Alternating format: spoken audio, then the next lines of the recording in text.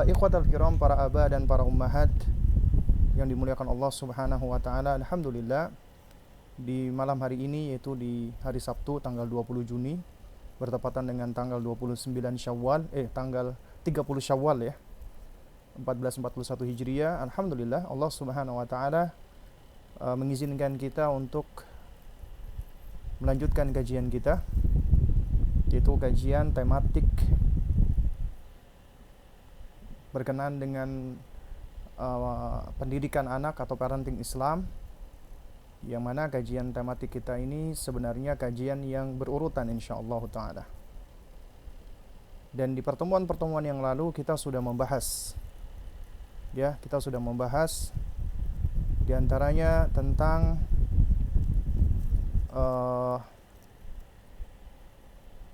bagaimana menumbuhkan mahabbatullah pada anak, menumbuhkan cinta anak kepada Allah Subhanahu wa taala. Kemudian juga sudah kita bahas bagaimana menumbuhkan mahabbatur Rasul, mencintai Rasulullah pada anak-anak. Kemudian juga sudah kita bahas tentang bagaimana menumbuhkan mahabbatul Quran, mencintai Quran bagi anak-anak. Lalu kemudian kita juga sudah membahas bagaimana kiat-kiat dan tips menumbuhkan hubbus shalah, mencintai salat pada anak-anak. Kemudian juga terakhir kita sudah membahas bagaimana menumbuhkan cinta kepada hijab atau jilbab bagi anak-anak putri atau anak-anak perempuan. Ya. Nah, jadi ini adalah materi-materi penting sebenarnya yang wajib kita ketahui. Mungkin memang ya materi-materi yang kita bahas itu tidak bisa kita maksudnya membahas semuanya secara utuh ya. Jadi hanya sebagiannya saja. Ya. Dan ini menunjukkan bahwasannya banyak sekali pengetahuan-pengetahuan terutama berkenaan dengan bekal-bekal yang harus kita miliki di dalam mendidik anak-anak kita. Dan kita sudah sama-sama tahu, agama kita itu adalah agama yang sempurna. Agama yang melibatkan lahiriah dan batiniyah, zahir dan batin. Dan ketika Allah menciptakan kita untuk beribadah kepadanya, sebagaimana Allah sebutkan dalam surat Az-Zariyat ayat 56, dan kita semua insyaallah sudah hafal dengan ayat ini, wa ma khalaqtul jinna wal insa illa liya'budun, tidaklah aku ciptakan jin dan manusia kecuali untuk beribadah kepadaku, kepada Allah. Maka sejatinya kita mendidik anak-anak kita tidak lain dan tidak bukan adalah untuk mempersiapkan mereka agar bisa menjalankan fungsinya, tujuannya sebagai hamba Allah, yaitu beribadah kepada Allah Subhanahu wa taala. Ya, dalam rangka untuk menjadi Abdullah, hamba Allah. Itu tujuan kita mendidik anak-anak kita. Ya. Dan untuk mendidik anak-anak kita tersebut, maka di situ kita butuh ilmu, butuh pengetahuan. Karena apabila kita nggak punya ilmunya, apa yang akan kita ajarkan kepada anak-anak kita? Bukankah sebagaimana dikatakan di dalam idiom Arab ya, faqidu syai' la yu'ti, orang yang nggak punya sesuatu maka dia nggak akan bisa memberi gitu loh. Nah, karena itu makanya ini penting bagi kita ya untuk terus belajar, terutama hal-hal yang berkenaan dengan masalah keimanan. Bicara tentang ibadah tadi, Syekhul Islam Ibnu Taimiyah rahimahullahu taala ketika mendefinisikan ibadah, beliau mengatakan ibadah itu adalah ismun jami'un likulli ma yuhibbuhullahu wa yardha minal aqwali wal af'ali zahiratan wa batinatan. Yang dimaksud dengan ibadah itu adalah suatu sebutan yang komprehensif, yang mencakup semua apa yang Allah cinta, apa yang Allah ridha, baik itu perkataan, baik itu perbuatan, baik itu yang zahir ataupun yang batin, yang tampak ataupun yang tidak tampak. Maka itu ibadah. Jadi sejatinya kita ibadah itu mencari kecintaan Allah, ridhonya Allah. Dan kita lakukan dengan perkataan ataupun perbuatan, yang zahir ataupun yang batin, semuanya adalah dalam rangka untuk mencari ridha dan cintanya Allah Subhanahu wa taala. Nah, karena itu makanya penting bagi kita juga memahami tentang pokok-pokok yang ada di dalam agama kita. Sebagaimana ketika Jibril alaihissalam datang, ya, sebagaimana diriwayatkan oleh Umar ibn Khattab, ya, termaktub di dalam hadis Arba'in Nawawi, hadis nomor 2, ya. Dan ketika itu Jibril datang dalam rupa, ya, orang yang klimis, berpakaian putih bersih, tidak tampak padanya bekas-bekas perjalanan, tapi nggak ada yang kenal. Kemudian datang, diajarkan adab ketika mendatangi seorang berilmu, duduk, lalu kemudian ditempelkan antara lututnya dengan lututnya, kemudian diletakkan kedua tangannya di atas pahanya, kemudian baru berkata kepada Rasulullah, ya Muhammad, akhbirni anil Islam. Wahai Muhammad, sampaikan kepadaku tentang Islam. Di dalam hadis ini kita diajarkan tentang, ya, kaidah-kaidah penting di dalam agama kita. Pertama adalah Islam. Yang kedua adalah iman. Yang ketiga ihsan. Yang keempat baru diajarkan tentang hari kiamat dan tanda-tanda hari kiamat. Sebagian dari tanda-tanda hari kiamat. Nah, ketika Jibril bertanya akhbirni anil iman, maka Rasulullah menjawab antu'mina billahi wa malaikatihi wa antu'mina billahi wa malaikatihi wa kutubihi wa rusulihi wal yaumil akhir wa antu'mina bil qadari khairihi wa syarrihi. Itu mengimani Allah, mengimani malaikat, mengimani kitab-kitabnya, mengimani para nabi dan rasul, mengimani hari kiamat, hari akhir, dan mengimani takdir yang baik dan takdir yang buruk. Apa artinya? Artinya di sini ada rukun-rukun keimanan. Dan yang menjadi landasan rukun keimanan itu adalah keimanan kepada Allah. Karena apabila tidak ada keimanan kepada Allah, maka gugur semua rukun-rukun keimanan yang lainnya. Itu menjadi pondasi mendasar. Mengimani Allah. Lalu kemudian baru mengimani malaikatnya. Siapa yang tidak mengimani malaikat, maka dia telah kafir. Dia keluar dari Islam. Intinya siapa yang tidak mengimani salah satu dari rukun-rukun iman yang telah dijelaskan di dalam Al-Quran dan juga di dalam hadis Nabi, maka dia telah kafir. Nah, karena itulah ini penting bagi kita sebagai seorang muslim, seorang mukmin untuk memahami hal ini. Artinya kita harus ngerti dong, kita harus memahami tentang, ya, keimanan, di antaranya keimanan kepada malaikat, karena ini termasuk bagian yang kedua. Oke, sekarang kita ya bahas dulu di sini. Kenapa kita berbicara tentang malaikat kepada anak-anak? Apa urgensinya?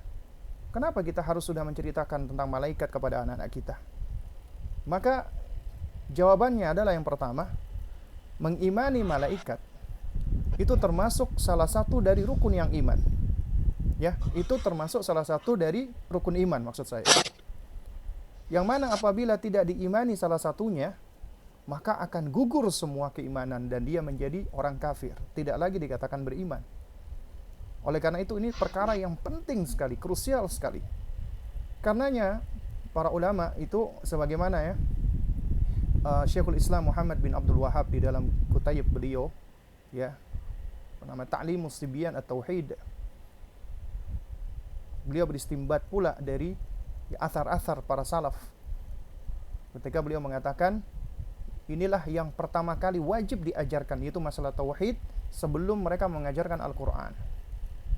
Ya, karena bukankah, ya, di pembahasan kita yang lalu tentang menumbuhkan kecintaan anak kepada Al-Quran, ya, kita sudah jelaskan tentang sejumlah athar, di antaranya athar Jundub bin Abdullah Al-Bajali radhiyallahu ta'ala anhu, ketika beliau mengatakan, ya, kunna ghilmanan hazawirah, kami ketika itu anak-anak hazawirah, artinya sudah menjelang balik, sudah murahik di atas 10 tahun, ya, ma'an Nabi SAW, dan kami ketika itu bersama Nabi. Kemudian apa kata beliau? Kunna nata'allamul iman qabla, ya, Al-Quran, kami mempelajari iman dulu sebelum kami mempelajari Al-Quran. Pelajari masalah keimanan dulu, baru kemudian, ya, mempelajari Al-Quran. Makanya ini metodenya para sahabat, al-iman qabla Al-Quran, ya. Baru kemudian ya, thumma nata'allamul Qur'an fazdadna bihi imana. Kemudian baru kami belajar Quran, setelah itu bertambahlah keimanan kami. Kemudian Jundub ngomong di murid-muridnya ketika itu, wa antumul an, adapun kalian sekarang, kalian itu ya mempelajari Quran dulu sebelum kalian mempelajari keimanan, dalam rangka untuk mengingkari mereka. Nah, karena itu penting bagi kita untuk sudah mengajarkan masalah keimanan. Dan memang masalah keimanan itu masalah ghaibiyah, masalah yang tidak bisa diindra. Nanti akan kita bahas di slide-slide berikutnya. Nah, karena itu makanya apabila kita tidak mengimani malaikat, maka akan gugur semua keimanan. Mengimani kitab-kitab suci Allah, ya, atau kitab-kitab Allah, atau kalam Allah, juga akan gugur keimanan kita terhadap para nabi dan rasul, ya. Kalau kita nggak mengimani malaikat, maka akan gugur semua keimanan. Makanya Nabi menyebutkan keimanan kepada malaikat itu diletakkan setelah mengimani Allah Subhanahu wa taala. Bukankah Al-Qur'anul Karim itu turun melalui perantaraan malaikat yang mulia, yaitu utusan dari bangsa malaikat, rasul dari bangsa malaikat, yaitu Jibril alaihissalam. Ya, yang mana di antara tugasnya adalah menyampaikan wahyu dari Allah Subhanahu wa taala. Beliau menerima ucapan Allah, perkataan Allah, dan ahlu sunnah menetapkan Allah Subhanahu wa ta'ala al-mutakallim, maha berbicara. Dan ketika Allah berbicara secara hakiki, bil ahruf wal aswat, ada suara dan ada huruf-hurufnya, dan itu sesuai dengan kesempurnaan Allah, dan kita tidak boleh menanyakan bagaimananya. Kita hanya mengimani dan meyakini, dan tidak menyamakan dengan makhluknya. Kemudian baru oleh malaikat Jibril alaihissalam, ya, perkataan Allah itu disampaikan kepada Nabi kita Muhammad sallallahu alaihi wasallam. Sehingga Al-Qur'an yang kita baca, Al-Qur'an yang kita hafalkan, Al-Qur'an yang ada di dalam mushaf, itu sejatinya perkataan Allah, kalamullah. Adapun mushaf, kertasnya, adapun suara kita, ya, itu memang makhluk, ciptaan Allah. Ya, tapi yang kita baca Al-Quran itu adalah kalamullah, bukan makhluk. Ini sudah kita bahas di dalam bab tentang bagaimana mengajarkan anak, ya, untuk mencintai Al-Quranul Karim. Jadi kita harus memahami tentang konsep apa itu Al-Quran. Nah, juga demikian datang di dalam Al-Quran dan juga di dalam hadis-hadis Nabi yang mulia, ya, yang menyebutkan tentang malaikat, ya, yang menyebutkan tentang malaikat. Nah, di antaranya misalnya, ya, di dalam surat An-Nisa ayat 136. Allah Subhanahu wa taala berfirman, ya ayyuhalladzina amanu, wahai orang-orang yang beriman. Coba perhatikan apa perintah Allah. Aminu billahi, ya. Berimanlah kepada Allah Subhanahu wa taala, wa rasulihi, dan rasulnya, ya, wal kitabilladzi nazzala ala rasulihi, dan juga Al-Quran yang Allah turunkan kepada Rasulnya, wal kitabilladzi anzala min qablu, dan kepada kitab-kitab yang Allah turunkan kepada nabi-nabi sebelumnya. Wa may yakfur billah wa malaikatihi wa kutubihi wa rusulihi wal yaumil akhiri faqad dhalla dhalalan ba'idah. Nah, itu yang menjadi syahid. Siapa yang kufur, tidak mau mengimani Allah, nggak mau mengimani malaikat, nggak mau mengimani kitab-kitab suci, tidak mengimani para rasul, tidak mengimani hari kiamat, maka sungguh dia telah sesat dengan kesesatan yang sangat jauh sekali. Ya, sangat jauh sekali. Dan banyak apabila kita perhatikan, itu puluhan ayat-ayat Allah Subhanahu wa taala yang berbicara tentang malaikat. Dan malaikat ini adalah sosok makhluk Allah yang senantiasa taat dan beribadah kepada Allah, tunduk kepada Allah, beribadah tidak ada hentinya. Nanti akan kita jelaskan, ya, nanti di slide berikutnya. Tidak pernah mendurhakai Allah Subhanahu wa taala dan selalu tunduk dengan segala perintah Allah Subhanahu wa taala. Kemudian apa manfaatnya kita menjelaskan, menceritakan, mengisahkan, ya, mengajarkan tentang malaikat kepada anak-anak? Nah, ini penting sekali. Setelah kita tahu urgensinya, sekarang apa manfaatnya? Ya. Nah, di antara manfaatnya kita mengajarkan tentang malaikat kepada anak-anak adalah Tujuannya mendidik anak dari semenjak dini perkara-perkara ghaibiyah, perkara yang tidak bisa mereka indra dengan panca inderanya secara langsung, ya. Sehingga itu menjadi sesuatu yang wajib diyakini, ujian. Nggak bisa dilihat, nggak bisa didengar, nggak bisa diindra langsung, tapi harus diyakini. Nanti akan kita bahas di konsep ini di slide berikutnya, ya. Dan ini maksudnya konsep ghaibiyah, sesuatu yang nggak bisa kita indra, wajib kita benarkan asalkan itu berasal dari Al-Quran dan Sunnah. Ada dalilnya, makanya perkara ghaibiyah itu sifatnya tauqifiyah. Maksudnya tauqifiyah artinya ya la yuthbitu illa bidalil. Tidak boleh kita menetapkannya kecuali dengan dalil, ya.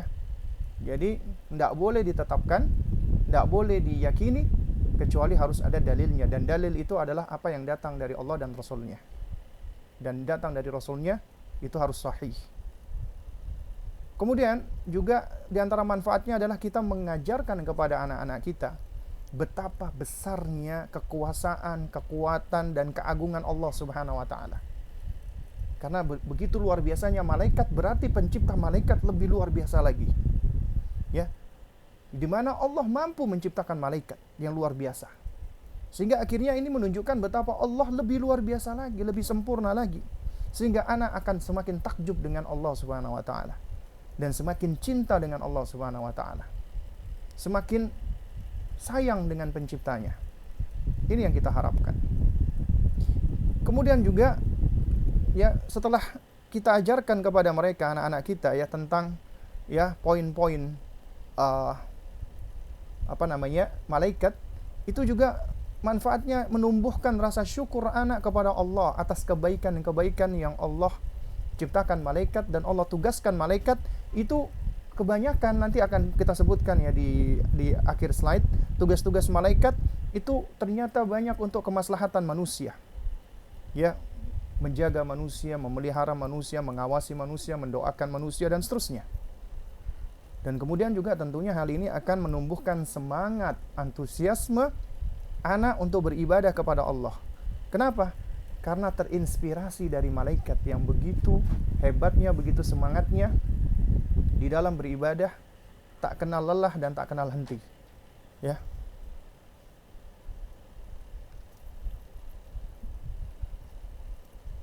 Baik, kemudian kita geser slide berikutnya. Mendidik anak untuk mengimani perkara-perkara gaib semenjak masih kecil, semenjak masih dini, ya, penting. Artinya kita harus mendidik mereka, anak-anak kita, untuk mengimani perkara gaibiyah termasuk malaikat dari semenjak dini. Enggak kita tunggu dulu. Karena ada sebagian praktisi-praktisi parenting muslim, ya, yang mengambil konsep bahwasanya anak-anak di bawah usia 7 tahun itu belum bisa berpikiran konkret, belum bisa berpikiran abstrak maksud saya. Jadi harus konkret. Sehingga berbicara tentang keimanan termasuk Allah, malaikatnya, kitab-kitabnya, rasulnya, nabinya, hari akhir, dan takdir, itu adalah berbicara tentang konsep abstrak yang tidak bisa dipahami oleh anak-anak. Jadinya doktrin, dan menurut mereka doktrin itu adalah suatu hal yang tidak benar. Maka kita katakan itu adalah konsep yang keliru. Karena sejatinya dari semenjak mereka kecil harus sudah kita doktrin dengan akidah yang benar yang berasal dari Al-Quran dan Sunnah. Karena doktrin ini adalah doktrin yang akan menyuburkan dan menumbuhkan fitrah yang sudah Allah ciptakan dan sudah Allah berikan kepada setiap hamba. Apabila kita terlambat menumbuhkannya, itu maka akan bahaya, bisa terganggu. Nanti kita bahas ya berikutnya di slide-slide berikutnya.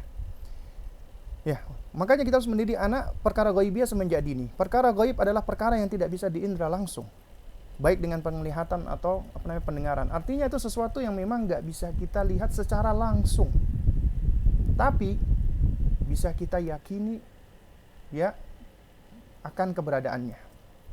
Allah Subhanahu wa Ta'ala misalnya adalah Rabb yang ghaib, yang kita nggak bisa melihat zatnya, ya, tapi kita meyakini wujudnya, eksistensinya. Allah nggak bisa diindra zatnya, tapi diyakini keberadaannya. Dan Keberadaan Allah itu bisa ditetapkan secara aksiomatik, baik dengan akal kita, fitrah kita, dan naluri kita melalui ciptaan-ciptaannya. Karena ya, ketika Allah mengaruniakan kepada kita akal, maka ketika akal ini sudah mulai berkembang, ya, kemudian juga Allah berikan kepada kita fitrah, dan fitrah ini adalah fitrah mengimani Allah, ya. Dan misalnya kita tumbuh di suatu tempat yang tidak ada manusia yang lainnya misalnya, maka kita akan cenderung untuk menjadi orang yang beriman kepada Allah Subhanahu wa taala. Karena secara akal sehat dan fitrah kita, apalagi dengan naluri kita akan menetapkan ya, kita ini adalah makhluk yang diciptakan. Ada pencipta kita. Dan kita berusaha untuk ingin mengenal dan mengetahui siapa pencipta kita. Dan Allah Subhanahu wa taala berikan jalannya. Yaitu selain dari ayat-ayat kauniyah ciptaan Allah, Allah berikan jalan untuk bisa mengenal dan meraih Allah, yaitu melalui Al-Quranul Karim, melalui firman Allah yang Allah sampaikan kepada para nabi dan rasul, dan Allah perintahkan mereka untuk menyebarkannya, ya. Allah juga menguji hamba-hambanya untuk meyakini sesuatu yang tidak bisa mereka indra, ya, namun bisa dibuktikan karena Allah berikan kita akal, pemahaman, ya. Allah berikan kita alat, jihaz, instrumen, ya, untuk bisa mendapatkan ilmu pengetahuan. Di antaranya pendengaran, penglihatan, dan pemahaman. Yaitu dengan dua tanda. Tanda kauniyah, ayat kauniyah, yaitu dari ciptaannya, makhluk-makhluknya, dan tanda syar'iyah dari kalamnya, dari Al-Quranul Karim, dan juga dari hadis-hadis Nabi yang mulia alaihi salatu wassalam. Ya. Nah, ini mungkin memang sudah kita bahas, cuman ini sebagai bentuk pengingat, ya, kita mereview ini sebagai pijakan kita untuk berbicara berikutnya, ya. Kita semua sudah sadar, paham, ya. Yang sudah ikut kajian-kajian kita sebelumnya juga insya Allah sudah tahu, ya. Ya, bahwasanya konsep tentang manusia itu sebenarnya sudah dijelaskan secara gamblang di dalam Al-Quranul Karim. Banyak hal, ya. Sehingga apabila seseorang itu ingin mengenal tentang dirinya, maka bacalah Al-Quranul Karim. Al-Quran banyak bercerita tentang bagaimana manusia itu. Nah, karenanya orang yang dia mengamati dirinya, dia akan semakin merasakan betapa maha agungnya Allah Subhanahu wa taala penciptanya. Sehingga adalah ucapan yang benar, ya, yang mengatakan man arafa nafsahu arafa rabbahu. Siapa yang mengenal dirinya, dia akan lebih mengenal penciptanya, Rabbnya. Demikian pula wa man arafa rabbahu arafa nafsahu. Dan siapa yang mengenal penciptanya, dia akan lebih mengenal dirinya, betapa rendahnya, hinanya, butuhnya, fakirnya dirinya kepada penciptanya. Allah ciptakan kita semua dalam keadaan bodoh, jahil, enggak berilmu, ya. Bukankah dalam surat Al-Ahzab sendiri Allah mengatakan innahu kana zaluman jahulah. Sesungguhnya manusia itu memang jahil lagi zalim, suka berbuat aniaya. Itu secara asal. Dan Allah di dalam surat An-Nahl, ya, ini kelupaan nulis nama suratnya, ya, An-Nahl ayat 78. Wallahu akhrajakum min butuni ummahatikum la ta'lamuna syai'a wa ja'ala lakumus sam'a wal absara wal af'idah la'allakum tashkurun. Allah mengeluarkan kamu dari perut ibumu dalam keadaan tidak mengetahui sesuatu apapun. La ta'lamuna syai'a artinya enggak ada satupun yang diketahui, enggak punya ilmu satupun. Tapi Allah ciptakan alat supaya kita bisa mendapatkan ilmu. Allah berikan kepada kalian pendengaran, as-sam'u, wal absar, penglihatan, wal af'idah, pemahaman. Untuk apa? La'allakum tashkurun. Tujuannya supaya kalian bersyukur kepada Allah Subhanahu wa ta'ala. Agar bersyukur kepada Allah Subhanahu wa ta'ala. Allah mengaruniakan ini semua tujuannya untuk bersyukur, tapi ternyata kenyataannya, realitanya, banyak di antara manusia, banyak di antara kita yang lupa, yang lalai, bahkan tidak mau bersyukur kepada Allah. Di dalam surat Al-Mu'minun ayat 78, Allah ingatkan ini. Allah jelaskan wa huwallazi ansha'a lakumus sam'a wal absara wal af'idata qalilan ma tashkurun. Dan dialah Allah yang menciptakan bagimu, memberikan kamu pendengaran, penglihatan, pemahaman. Kalau kata Al-Hafidz Ibnu Katsir, al-afida itu wahiyal uqul, akal. Yang dengan akal ini kita bisa yumayyizu bainal asya, dhariha wa nafi'ih.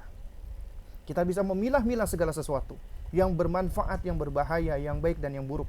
Makanya manusia itu makhluk mumayyiz, makhluk yang bisa memilah-milah, membeda-bedakan, mengklasifikasikan, mendeterminasi, menentukan. Itu manusia.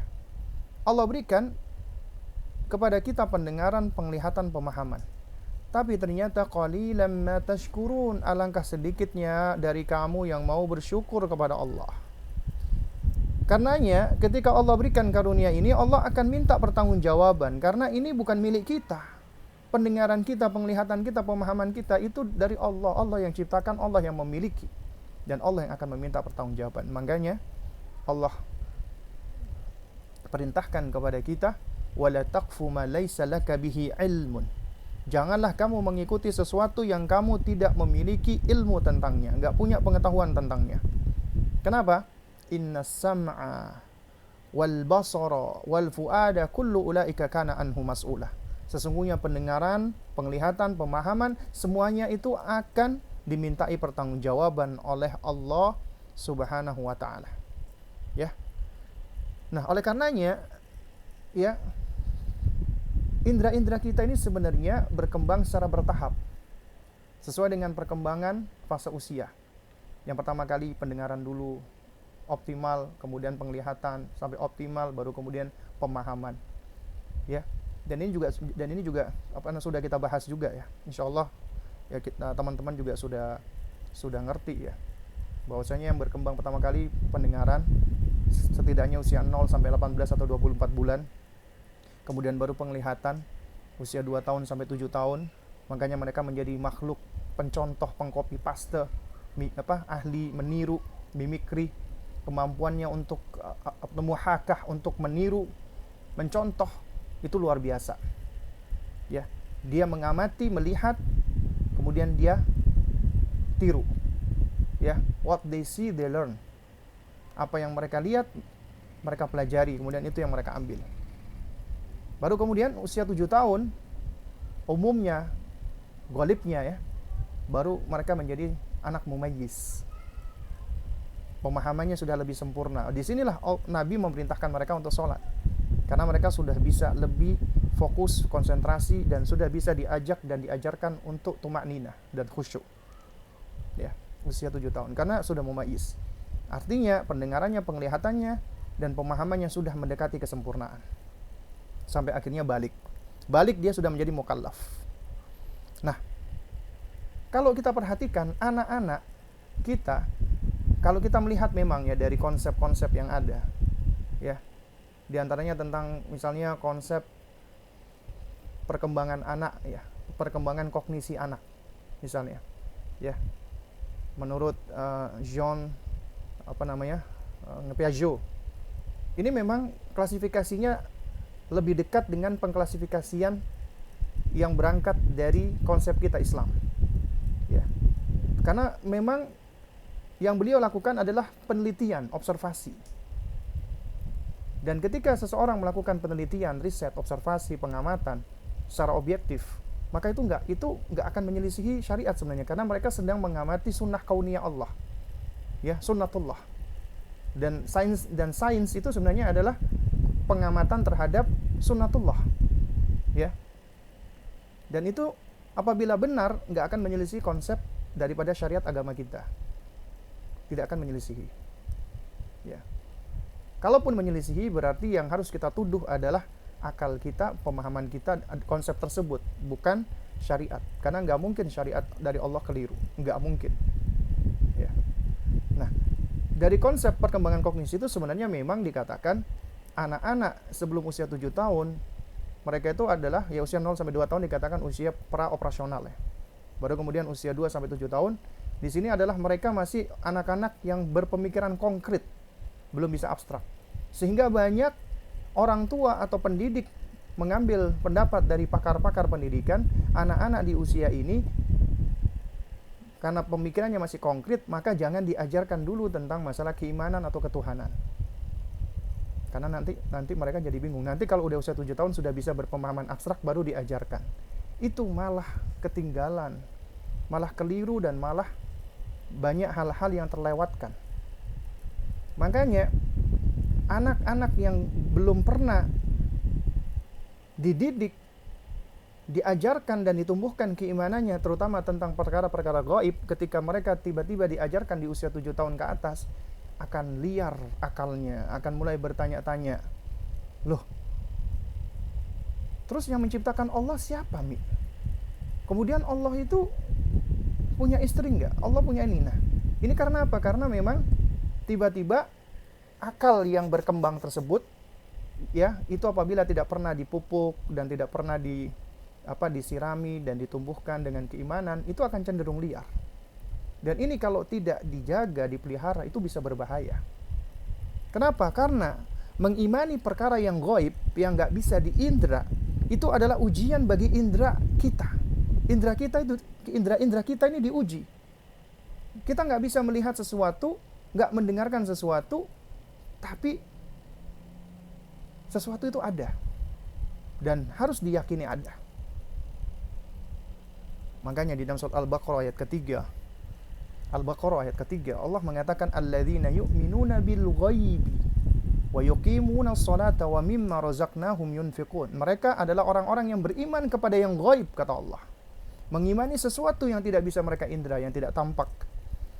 Kemudian mereka mendirikan salat, dan kemudian mereka menafkahkan sebagian rezeki yang kami karuniakan kepada mereka. Ya. Itu di dalam tafsir, ya,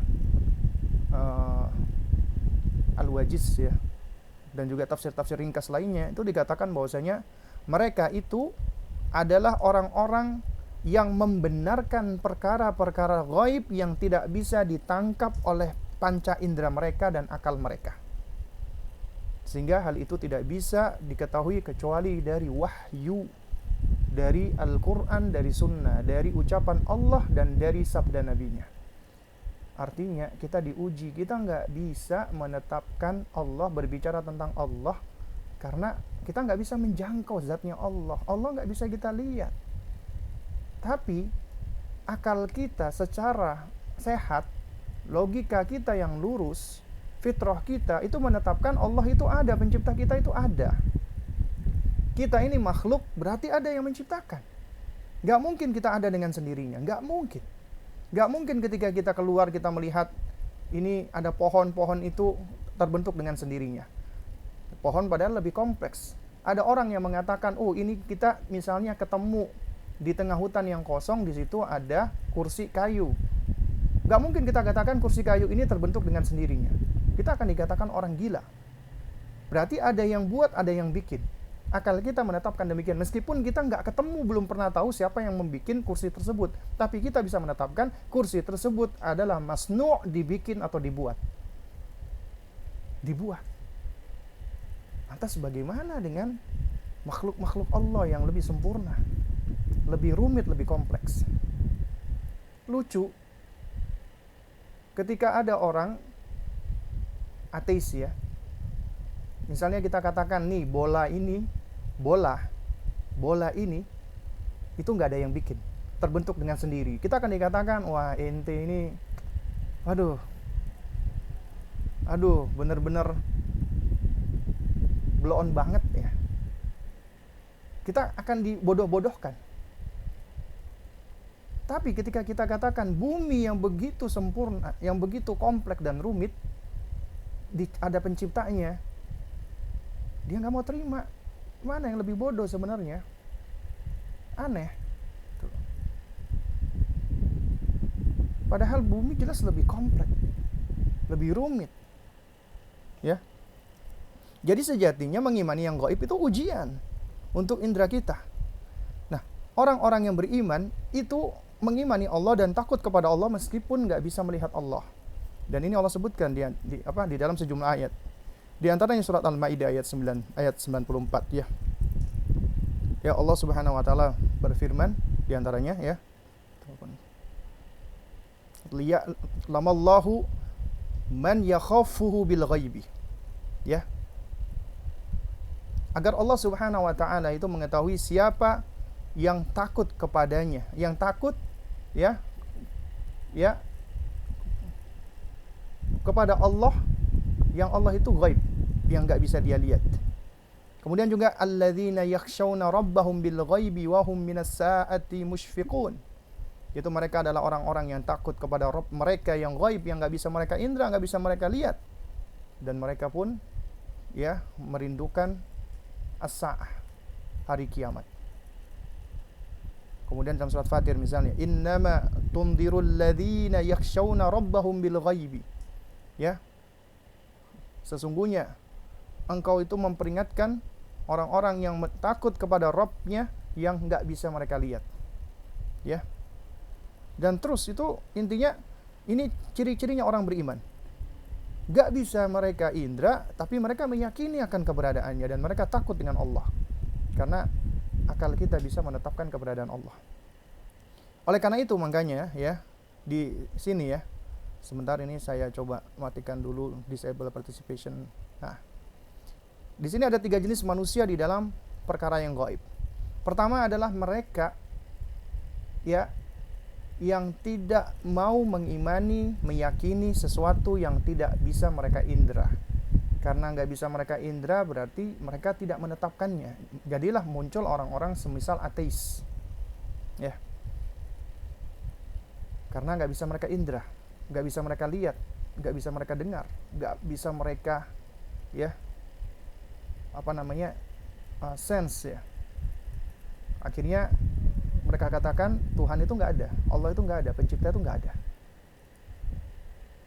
Mereka tidak mau menetapkan perkara-perkara yang tidak bisa mereka indra. Akhirnya mereka menjadi kaum materialistis, semuanya dilihat dari materi. Dan mereka adalah orang yang paling bodoh di muka bumi ini. Mereka adalah orang yang paling gak ngerti tentang tujuan hidup. Mereka menganggap manusia itu seperti seonggok daging saja. Ya. Mereka cuma hidup, dilahirkan, kemudian hidup bebas, meninggal dunia. Udah. Di sisi lain, ada pelaku-pelaku khurafat dan juga takhayul yang menetapkan perkara-perkara gaib yang gak bisa mereka indra dengan keyakinan-keyakinan buta, dengan hayalan-hayalan, imajinasi-imajinasi, ya. Akhirnya mereka membangun keyakinan dari khayalan-khayalan dengan khurafat, dengan takhayul. Dan ini banyak. Ya, keyakinan animisme, dinamisme, keyakinan agama-agama lain itu banyak seperti ini. Menetapkan perkara-perkara gaib ya tanpa ada landasannya. Kita muslim mukmin wajib mengimani perkara gaib asalkan syaratnya perkara itu datang dari Al-Quran dan Sunnah. Karena kita agamanya orang-orang yang berlogika lurus, berakal sehat. Kita nggak menetapkan perkara-perkara yang nggak bisa kita indra kecuali apabila itu ditetapkan oleh Allah Subhanahu wa taala ataupun Rasulullah sallallahu alaihi wa ala alihi wasallam. Adapun Allah dan Rasulnya tidak menetapkan, maka kita tidak tetapkan. Karenanya kita nggak boleh meyakini perkara-perkara gaib yang aneh-aneh apabila nggak ada dalilnya. Dan itu bisa jatuh ke ranah akidah, menyimpang akidahnya, bahkan bisa jatuh kepada kesyirikan. Ya. Apalagi kalau sampai muncul rasa takut. Yang disebut dengan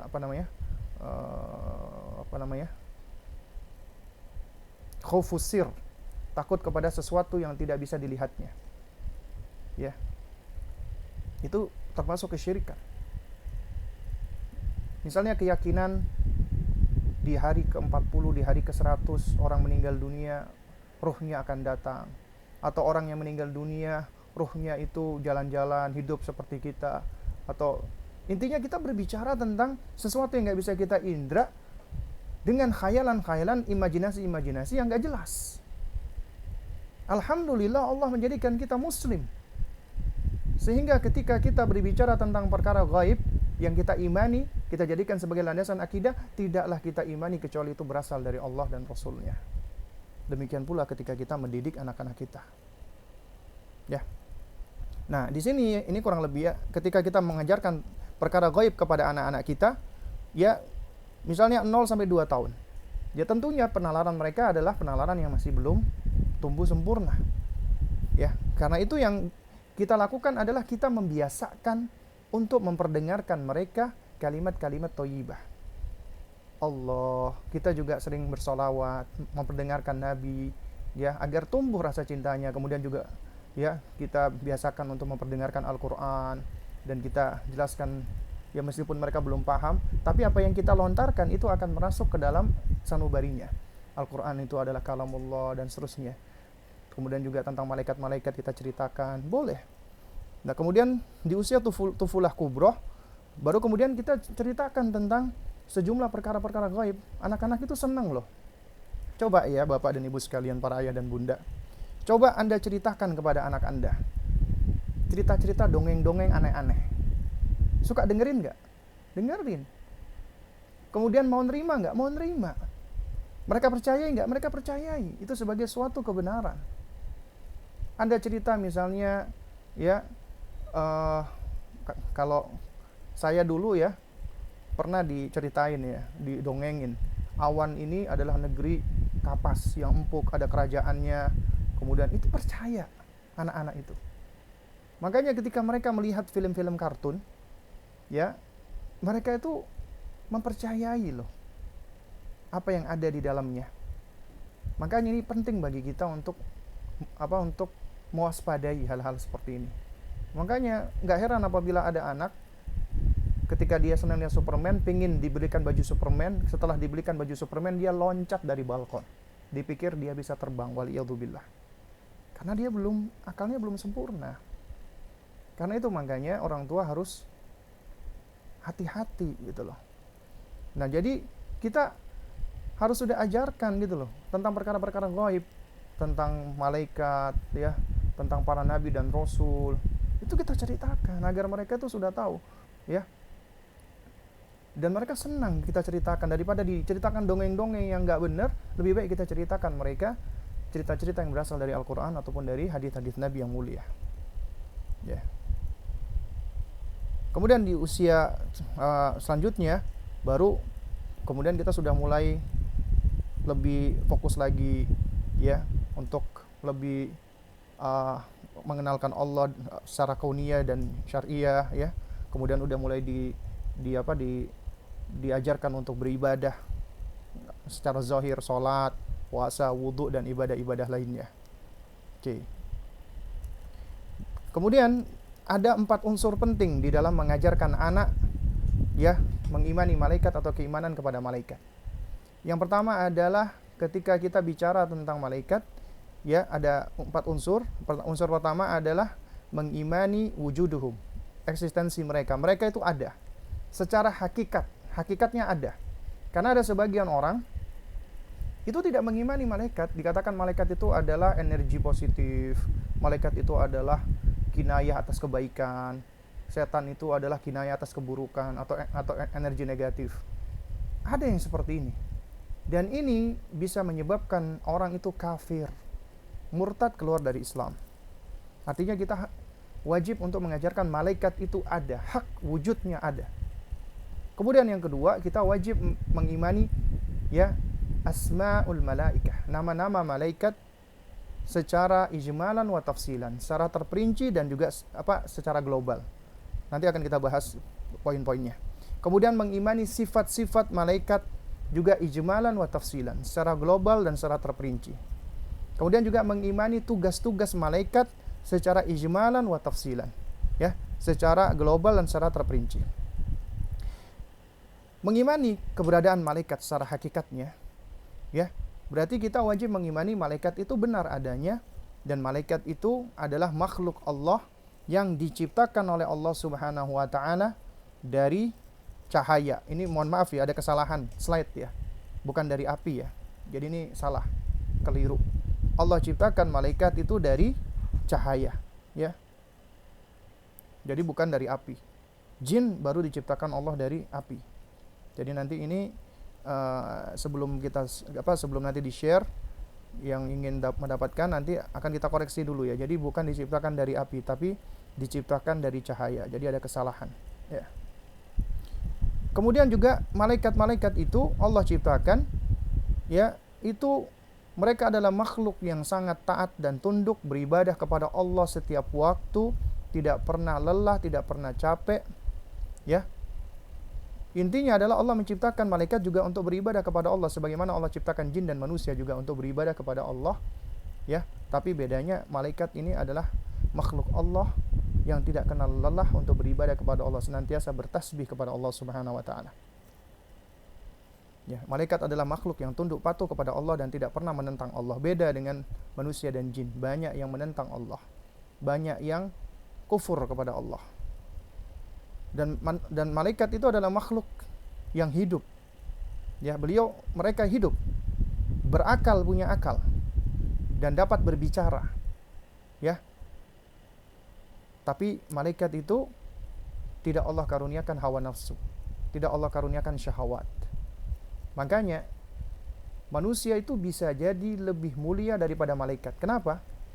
Karena ketika manusia itu mereka beribadah kepada Allah dan dia harus berjuang melawan, mengendalikan hawa nafsunya, syahwatnya, maka tentunya orang yang melakukan sesuatu, ya, dengan adanya halangan, dengan adanya ujian, kemudian dia berhasil mengalahkan, maka tentunya dia bisa berada di tingkatan yang lebih tinggi.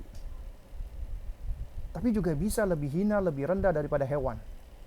Hewan, Allah berikan hawa nafsu, Allah berikan syahwat, tapi enggak Allah berikan akal. Hewan. Tapi manusia bisa lebih rendah daripada hewan, bisa lebih buruk daripada hewan, bisa lebih sesat daripada hewan. Ya. Dan malaikat itu hidup di alam yang berbeda dengan alam jin dan manusia. Ya, dan malaikat itu termasuk ahlus sama. Ya, secara asal termasuk ahlus sama, penghuni langit. Ya, mereka hidup di alam yang mulia lagi suci, yang mana Allah memang pilihkan tempat tersebut bagi mereka. Ya. Ya. Yang Allah memilih tempat tersebut di dunia karena kedekatannya. Ya. Dan untuk melaksanakan perintah-perintah Allah, karena malaikat itu banyak tugasnya. Ada yang memanggul arsy-Nya Allah, ada yang setiap hari keluar masuk di Baitul Ma'mur, dan seterusnya, banyak hadis-hadisnya. Ya. Jadi malaikat senantiasa melaksanakan perintah Allah, baik yang bersifat kauniyah maupun syar'iyah. Kemudian mengimani nama-nama malaikat secara ijmal dan tafsil. Malaikat itu makhluk yang ada dan mereka punya nama. Ada nama-namanya. Maksudnya secara ijmal dan tafsil artinya secara ijmal global, artinya kita wajib mengimani malaikat-malaikat tersebut yang disebutkan di dalam Al-Quran dan hadis, meskipun tidak disebutkan namanya. Ya, tidak disebutkan namanya. Apalagi yang disebutkan namanya seperti Jibril, ya, kemudian Mikail, Israfil, ya, kemudian juga Malik, ya, kemudian juga Munkar dan Nakir yang datang di dalam sejumlah riwayat, ya. Maka yang disebutkan secara terperinci baik dari Al-Quran ataupun hadis-hadis Nabi yang sahih, kita wajib mengimaninya. Dan gak ada yang tahu berapa jumlahnya malaikat, ya. Sebagaimana Allah sebutkan dalam surat Al-Mudaththir ayat 31, wa ma ya'lamu junuda rabbika illahu, dan tidak ada yang mengetahui tentara Tuhanmu, Rabbmu, tentara Rabbmu Allah, yaitu malaikat, kecuali Allah sendiri. Ya. Nah, di antara nama-nama yang spesifik itu adalah malaikat Jibril, Mikail, Israfil, Malik, Munkar, Nakir.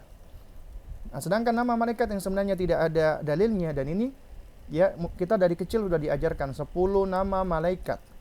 Malaikat Jibril, tugasnya menyampaikan wahyu. Malaikat Israfil, tugasnya meniup sangkakala. Malaikat Israel, enggak ada malaikat Israel, datang dari hadis yang lemah, yang dhaif. Sedangkan masalah keimanan enggak boleh kita tetapkan dengan hadis-hadis yang dhaif, yang lemah. Ini masalah keimanan. Demikian pula, ya, ketika Allah Subhanahu wa taala berfirman, ya, wa may yalfidhu min qaulin illa ladaihi raqibun atid. Ya. Tidaklah ucapan yang diucapkan oleh manusia melainkan di sisinya itu ada malaikat yang dekat dan yang mencatat. Raqibun atid itu bukan nama, tapi itu adalah sifat dan tugas. Karenanya orang yang mengatakan malaikat raqib, malaikat pencatat, di bagian kanan, malaikat atid, malaikat pencatat di bagian kiri yang mencatat amal kejelekan. Nggak ada dalilnya. Ya. Termasuk malaikat Ridwan juga hadisnya lemah. Ya, malaikat yang bertugas menjaga surga. Tapi kalau malaikat Malik ada, karena emang ada dalilnya di dalam Al-Qur'anul Karim. Ya. Setelah kita mengimani nama-namanya, kita mengimani sifat-sifatnya, karena tentunya sebagai suatu entitas makhluk yang ada, yang wujud, punya nama pasti juga punya sifat. Di antara sifatnya malaikat adalah mereka itu adalah makhluk yang kuat, perkasa, tidak kenal lelah, selalu beribadah kepada Allah dan melaksanakan tugas dan perintah Allah. Itu banyak dalilnya. Ya. Kemudian mereka diciptakan dari cahaya. Ini juga datang di dalam sejumlah hadis-hadis Nabi yang sahih. Kemudian juga malaikat itu memiliki tubuh yang besar dan memiliki sayap. Ya, sayapnya itu mulai dari 24 sampai 600. Di antaranya Jibril alaihissalam itu memiliki 600 sayap. Dan satu sayap Jibril itu sebagaimana datang di dalam hadis Nabi itu menutupi ufuk, ya. Jadi satu sayapnya Jibril itu sebesar pandangan kita yang sudah menutupi ufuk, ya. Nah, itu contohnya misalnya di dalam surat Fatir, ya. Allah Subhanahu wa taala ketika berfirman, yakni ja'ilil malaikati rusula uli ajnihatin mathna wa thulatha wa ruba'. Ya. Yaitu Allah menjadikan malaikat sebagai utusan-utusan. Maksudnya untuk mengurusi berbagai macam urusan atau tugas-tugas yang Allah berikan kepada mereka. Kemudian Allah sifati uli ajniha, yang mereka memiliki sayap. Ya, masing-masing ada yang masna, 2 sayapnya, thulath, ada yang 3, ruba ada yang 4, ya. Dan seterusnya, ya. Dan yang paling banyak, ya, sebagaimana disebutkan oleh Nabi, sayapnya adalah malaikat Jibril, ada 600 sayap. Dan satu sayapnya menutupi ufuk. Kemudian juga malaikat memiliki kemampuan untuk merubah bentuk dan menyerupakan diri menjadi manusia. Karena ini sebagaimana datang di dalam Al-Qur'an, ketika malaikat menjadi seorang sosok laki-laki yang tampan, kemudian memberikan berita gembira atas kehamilan ibunda Maryam bintu Imran, ibunya Isa alaihissalam. Kemudian juga malaikat yang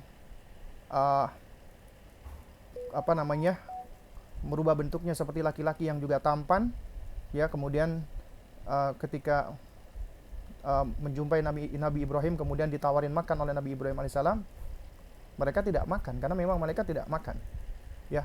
Dan kemudian mereka menyampaikan bahwasanya mereka diutus untuk menemui kaumnya Lut, ya, kaumnya Lut alaihissalam, ya.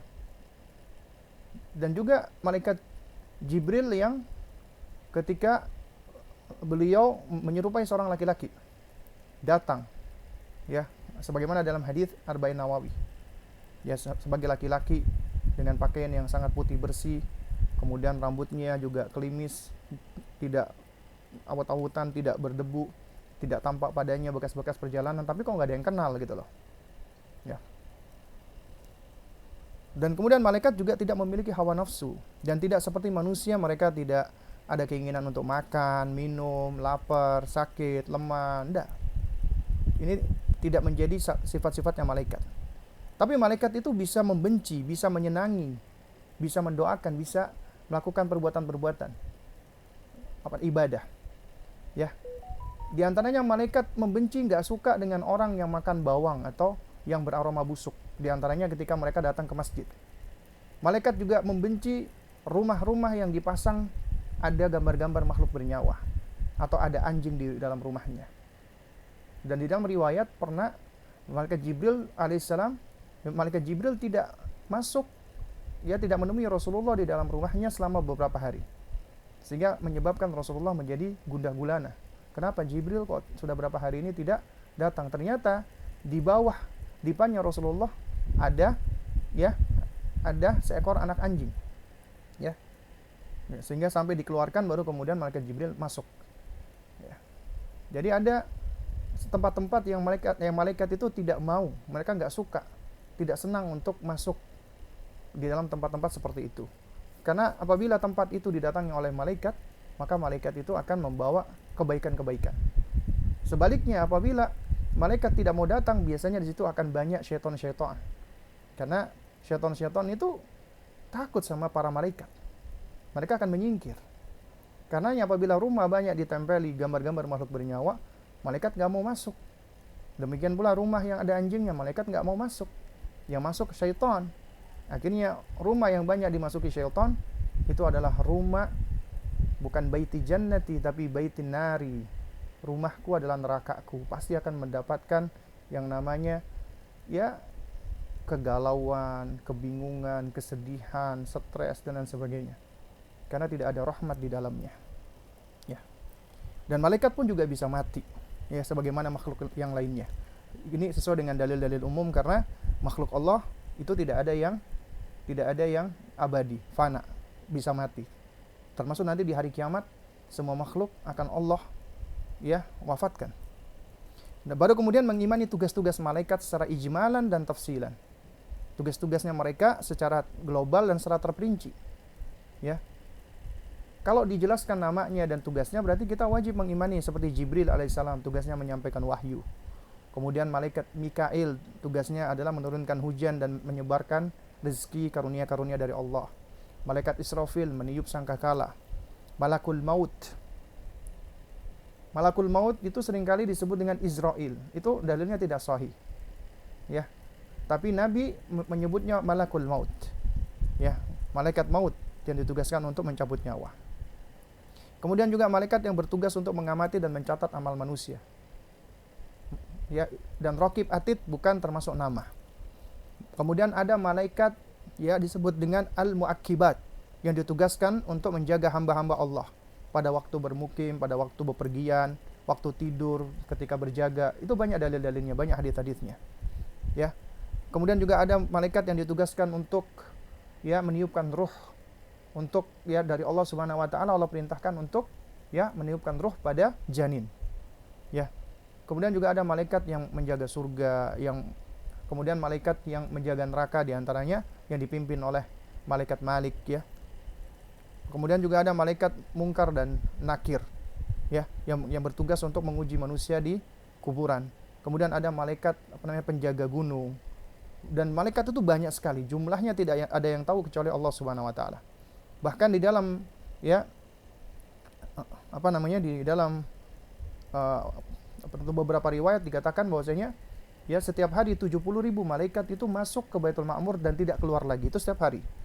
Masuk enggak keluar lagi, masuk enggak keluar lagi. Setiap hari 70.000. Berarti kalau sudah berulang-ulang hari ya berarti betapa banyak jumlahnya malaikat. Ya. Nah, sekarang kita masuk ke dalam mengajarkan anak-anak untuk mengimani malaikat. Bagaimana caranya? Nah, untuk anak-anak yang usianya masih dini ya, usianya 2 sampai 7 tahun ya. Di sini saya skip usia 0 sampai 2 tahun karena itu adalah usia yang sebenarnya fokusnya kepada tasmi saja. Ya. Dan mereka sudah mulai bisa untuk berinteraksi sebenarnya ya dengan ucapan kita, perkataan kita sebenarnya dari usia 2 tahun, 2 sampai 7 tahun. Ya. Nah, jadi yang kita lakukan di usia 2 sampai 7 tahun dalam rangka untuk menumbuhkan keimanan mereka terhadap malaikat, tentunya kita harus mendahulukan keimanan dulu kepada Allah. Ya. Nah, setelah itu baru keimanan kepada malaikat. Di antaranya adalah ajarkan nama-nama, sifat-sifat dan tugas-tugas malaikat. Disebutkan secara spesifik. Boleh juga kita ajarkan dengan cara kita berpantun atau bersyair dengan ada iramanya. Ya. Nah, ini yang pinter Kak Erlan nih biasanya nih. Atau guru-guru TK. Ya.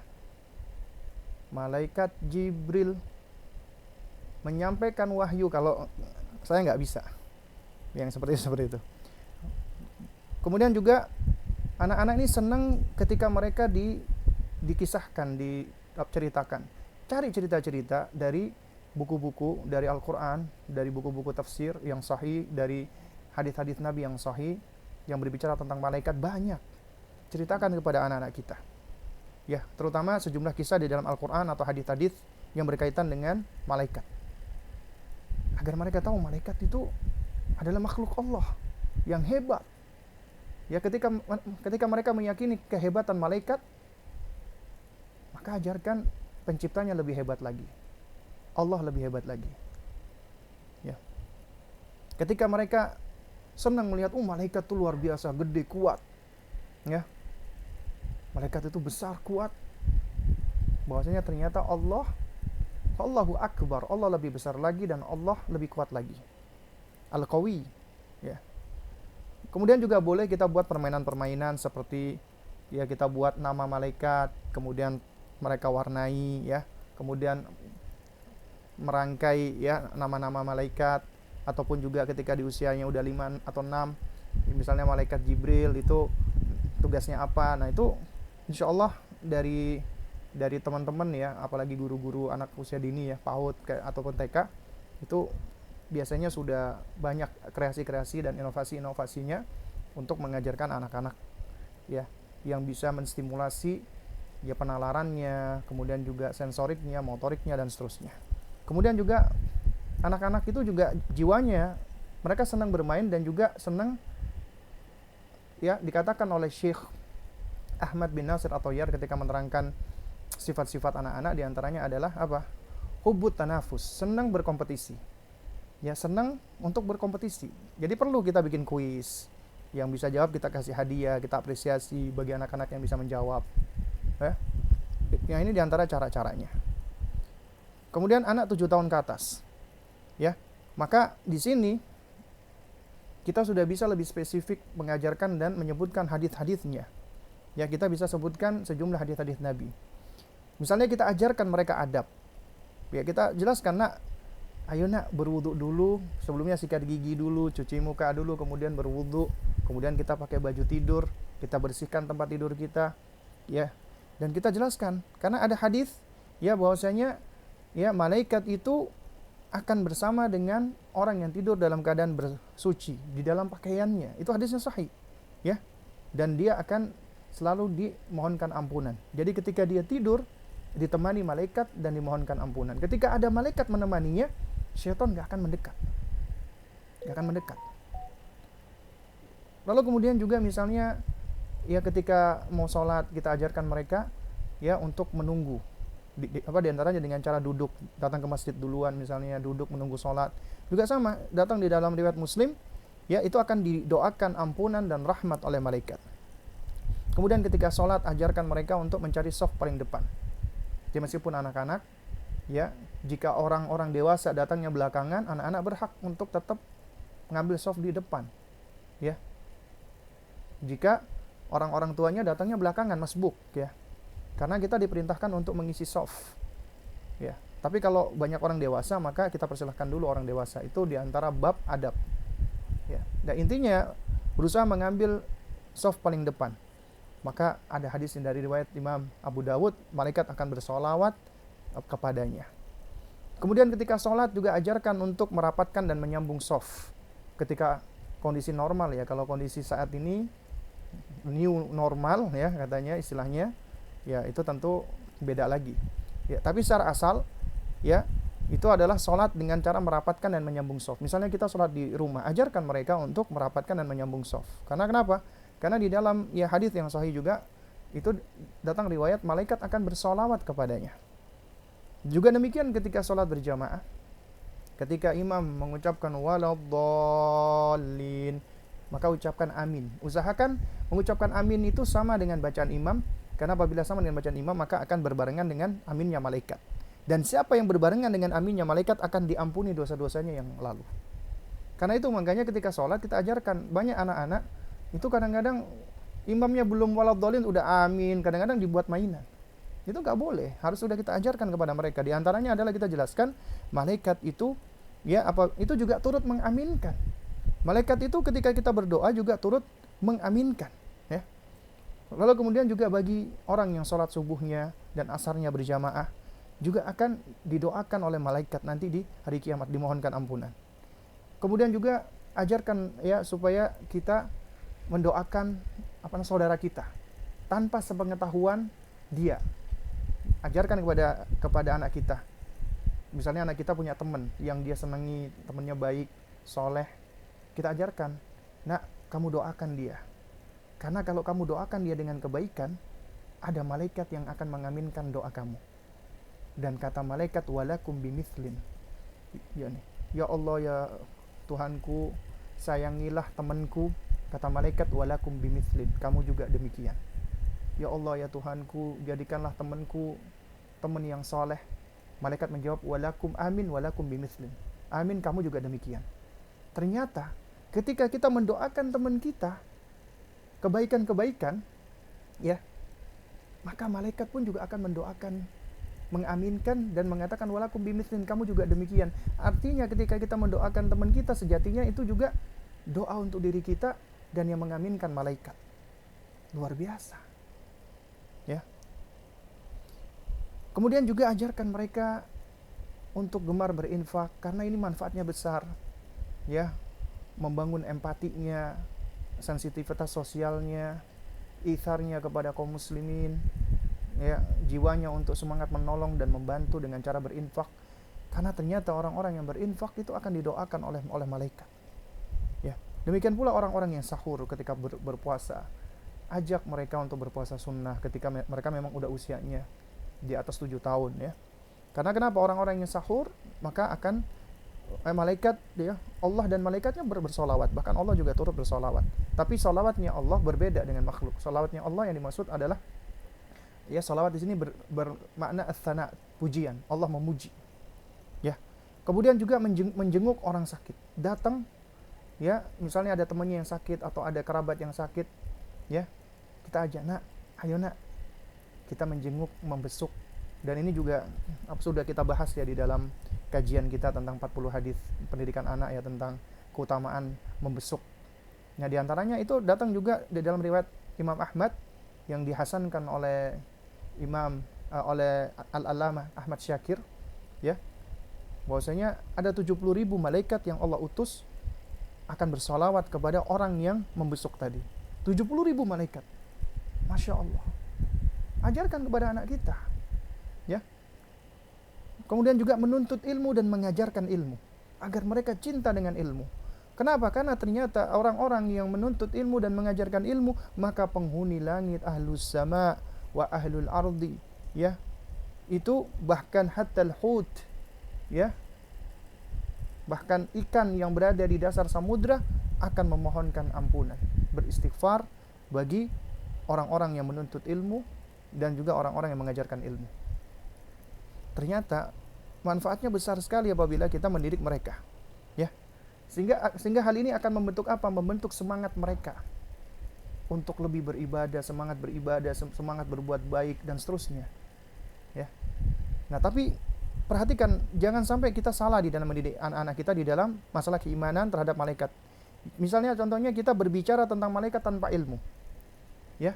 Dan sekarang ada buku-buku komik-komik bicara tentang malaikat, bahkan digambar-gambarkan malaikat, itu nggak boleh, ya. Kemudian bahkan ada menyebut nama-nama malaikat-malaikat yang berangkat dari, ya, nggak tahu dari kisah-kisah dari mana, ya.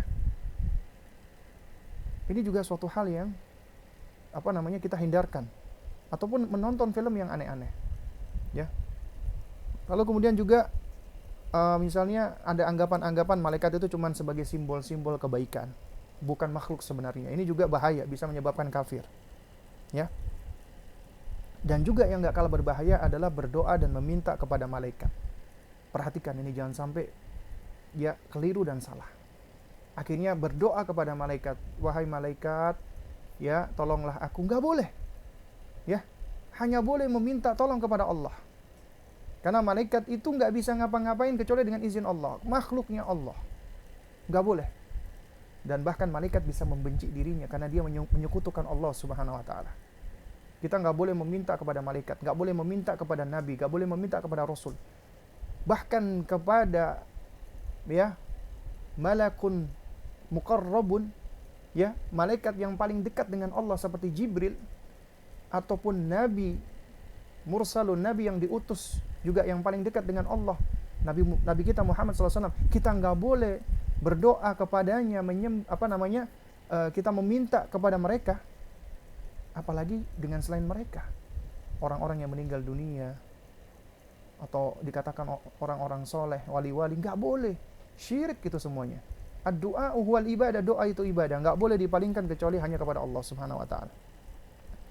Kemudian juga kesalahan berikutnya adalah menamai malaikat dengan nama-nama yang nggak ada dalilnya. Malaikat Israel, Raqib Atid, atau yang semisalnya. Hindarkan. Ya, kita cukupkan dengan apa yang datang dari Al-Quran dan Sunnah. Karena ketika kita menetapkan perkara gaib, harus dari dalil. Dalil yang sahih, dalil yang valid, yang otentik, yang benar. Kemudian juga kita nggak boleh banyak yang mengatakan pembantu-pembantu Allah. Malaikat adalah pembantu-pembantu Allah. Ini lafaz atau ibarah yang harus kita hindarkan. Jangan kita ya mengatakan demikian. Kenapa? Karena Allah itu jangan diibaratkan seperti raja yang butuh banyak pembantu-pembantu untuk melakukan tugas-tugasnya. Karena ada gambaran seperti itu, enggak. Ya, Allah menciptakan malaikat, Allah itu tidak perlu dibantu dan ditolong oleh siapapun. Ya, Allahus Samad. Ya, semuanya bergantung kepada Allah. Ya. Semuanya itu yang bergantung kepada Allah, dan Allah tidak membutuhkan kepada siapapun, satupun makhluknya. Tapi malaikat itu tunduk dan patuh dengan perintah Allah. Allah perintahkan, maka mereka ya nurutin. Tapi Allah nggak butuh bantuan malaikat, nggak butuh. Sebagaimana kita diperintah untuk ibadah, Allah nggak butuh dengan ibadah kita, nggak butuh. Ajarkan ini pula kepada anak-anak kita. Ketika kita sholat, Allah nggak butuh dengan sholat kita. Ketika kita puasa, ya, pada saat kita berpuasa, Allah Subhanahu wa taala juga tidak butuh dengan puasa kita. Tidak butuh. Ya. Tapi yang butuh untuk sholat, yang butuh untuk ibadah adalah siapa? Adalah kita sendiri. Kita yang butuh untuk beribadah kepada Allah Subhanahu wa taala.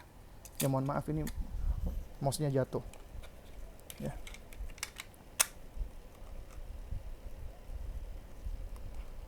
Baik. Nah, jadi para aba dan para ummahat, ya, sahabat-sahabat dan para ikhwan dan akhwat yang dimuliakan Allah Subhanahu wa taala.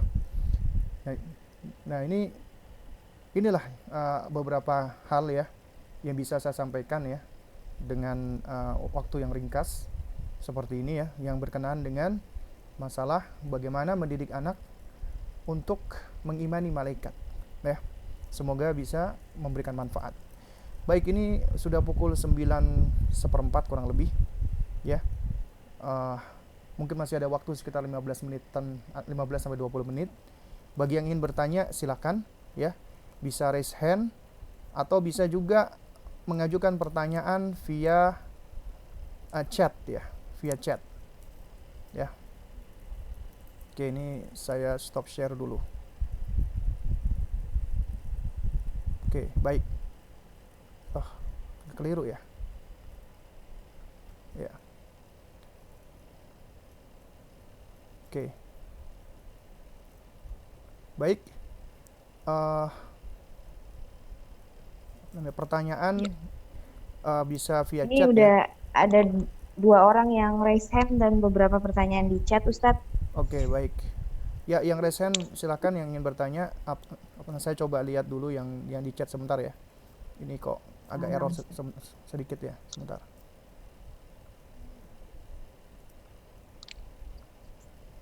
Oke.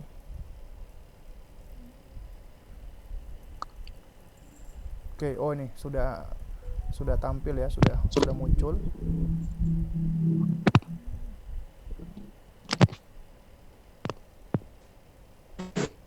Oke. Assalamualaikum. Boleh nanya Pak Ustadz? Ya, silakan. Monggo, silakan. Ya, ini Pak Ustadz, mungkin pertanyaan saya ini sering saya lakukan berkali-kali. Jadi gini, maksud saya gini, gimana caranya agar iman kita itu senantiasa apa namanya, stabil itu, artinya selalu, selalu ingat pada Allah. Dan masalahnya gini Pak Ustaz, kadang-kadang kita udah apa namanya, udah Eh, berusaha ya, tapi enggak, Allah beri. bisa tolong mungkin mic-nya agak dideketin ya, soalnya suaranya kok kurang jelas ya, agak agak putus-putus ya, pelan suaranya. eh, Upaya apa aja yang bisa kita lakukan agar keimanan kita itu senantiasa selalu dekat dengan Allah. Oh, maksudnya apa yang kita lakukan? Maksudnya kira-kira apa saja yang bisa kita lakukan supaya kita bisa apa tadi dekat dengan Allah Subhanahu wa taala? Ya betul, betul. Oh, baik. Baik ya. Jadi sebenarnya ketika kita beribadah kepada Allah Subhanahu wa taala dan kita memahami esensi daripada ibadah, ya, misalnya sholat contohnya. Sholat itu kalau kata Al-Hafidz Ibnul Qayyim rahimahullahu taala adalah raudun min apa namanya? Apa namanya? Riyadil ibadat. Salah satu taman-tamannya ibadah. Karena di dalam sholat itu terhimpun segala bentuk, ya bahkan banyak jenis-jenis ibadah. Mulai dari takbir, tasbih, tahmid, qiraatul Quran, bahkan juga posisi-posisi anggota tubuh kita. Ini sudah kita bahas di dalam kajian kita tentang sholat ya waktu itu. Ya intinya adalah orang yang dia itu menghadirkan hatinya ketika beribadah, maka insya Allah itu diantara cara yang efektif ya supaya dia bisa lebih dekat dengan Allah Subhanahu wa taala. Ya diantaranya belajar khusyuk dan tumanina ketika sholat. Juga ya ketika dia berzikir, ketika dia tilawatul Quran, diantaranya adalah tadabbur Al-Quranul Karim. Kemudian juga cari teman-teman yang baik, cari teman-teman yang soleh. Jangan bergaul atau sering-sering duduk dengan teman-teman yang ngomongnya cuma masalah dunia doang. Ngomonginnya masalah dunia aja. Ya. Ataupun Ya, hal-hal yang malah tidak ada manfaatnya. Malah itu akan menyebabkan hati kita menjadi keras ataupun kita lalai ya. Kemudian yang nggak kalah pentingnya lagi adalah hadiri majelis-majelis ilmu, datangi majelis-majelis ilmu. Ataupun kalau sekarang ya mungkin alhamdulillah ya Allah mudahkan majelis-majelis ilmu itu bisa datang ke rumah-rumah kita melalui ya device-device kita, gadget-gadget kita. Ini adalah nikmat dari Allah. Maka hendaknya kita ya senantiasa berusaha untuk beristifadah, meskipun memang keutamaannya ya dari sisi afdoliyah kita lebih afdol, lebih utama menghadiri majelis ilmu, di majelis-majelis ilmu di masjid-masjid misalnya. Ya, cuman memang kondisi seperti ini ya, kita ya tetap terus belajar. Kita tetap terus menuntut ilmu ya, ilmu-ilmu yang bisa kita pelajari ya. Dan alhamdulillah sekarang kajian-kajian dari ustadz-ustadz kita, guru-guru kita banyak. Ya Ustadz Syafiq, Ustadz Muhammad Nuzul Zikri. Alhamdulillah ya. Kemudian juga kajian-kajian ustadz-ustadz kita yang lainnya. Ikutin ya. Isi waktu-waktu kita dengan hal-hal yang banyak manfaatnya.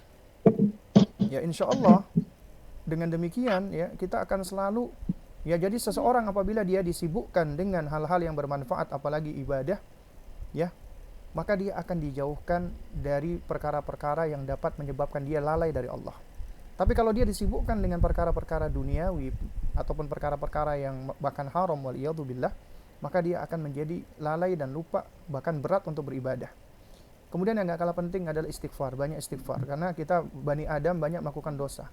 Kita memperbanyak istighfar, kita memperbanyak untuk memperbaharui tobat kita ya. Karena ya, setiap terima kali kasih. kita beristighfar, insyaallah taala itu akan ya melepaskan dosa-dosa kita, sehingga kita akan lebih ringan ketika kita hendak beribadah kepada Allah Subhanahu wa taala. Ya. Kemudian juga nggak kalah pentingnya adalah kita ya usahakan sholat malam atau qiyamul lail. Ya. Karena qiyamul lail ini adalah sunnahnya para nabi dan rasul. Bahkan nyaris tidak pernah ditinggalkan oleh Rasulullah SAW. Bahkan Nabi ketika sholat malam itu kakinya sampai bengkak. Ya. Nah, oleh karena itu makanya ya siapa yang dia menyibukkan diri dengan perkara-perkara yang seperti ini, insya Allah ya dia akan senantiasa berada di atas kebaikan. Dan jangan lupa berdoa ya. meminta kepada Allah agar senantiasa diberikan istiqomahan. Di antaranya kita berdoa kepada Allah, minta ya muqallibal qulub tsabbit qalbi ala dinik, wahai yang membolak-balikkan hati, teguhkan hatiku untuk berada di atas agamamu. Ya, wallahu a'lam bishawab. Jazakallah kan. Baik, wa jazakallahu khairan. Kalau lafaz istighfar itu yang menurut sesuai sunnah itu gimana, Tad? Apanya? Istighfar yang sesuai sunnah tuh lafaznya seperti apa gitu? Soalnya saya kalau di ini tuh banyak Banyak. istighfar. Jadi Maksud saya lafaz istighfar yang banyak. sesuai Ada sunnah. sayyidul istighfar. Jadi yang paling ringkas adalah astaghfirullah. Boleh juga astaghfirullah al-azim ya. Jadi banyak lafaz-lafaznya ya. Lafaz-lafaznya banyak. Selama itu datang dari hadis-hadis Nabi, maka itu semua boleh diambil, boleh dipraktekkan.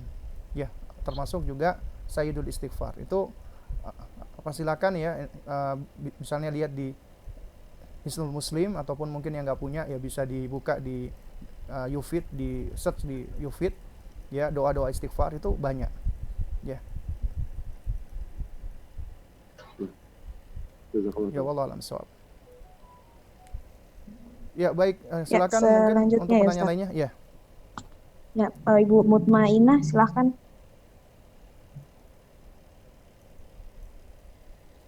Assalamualaikum warahmatullahi wabarakatuh. Waalaikumsalam. Halo, Ya, halo. terdengar Bu suaranya. Ya, jelas. Saya ingin bertanya, ini kan bahas tentang beriman kepada malaikat ya. Anak saya yang 4,5 tahun itu, Wah, saya ini masih, apa suaranya nggak jelas nih? oh nggak jelas ya.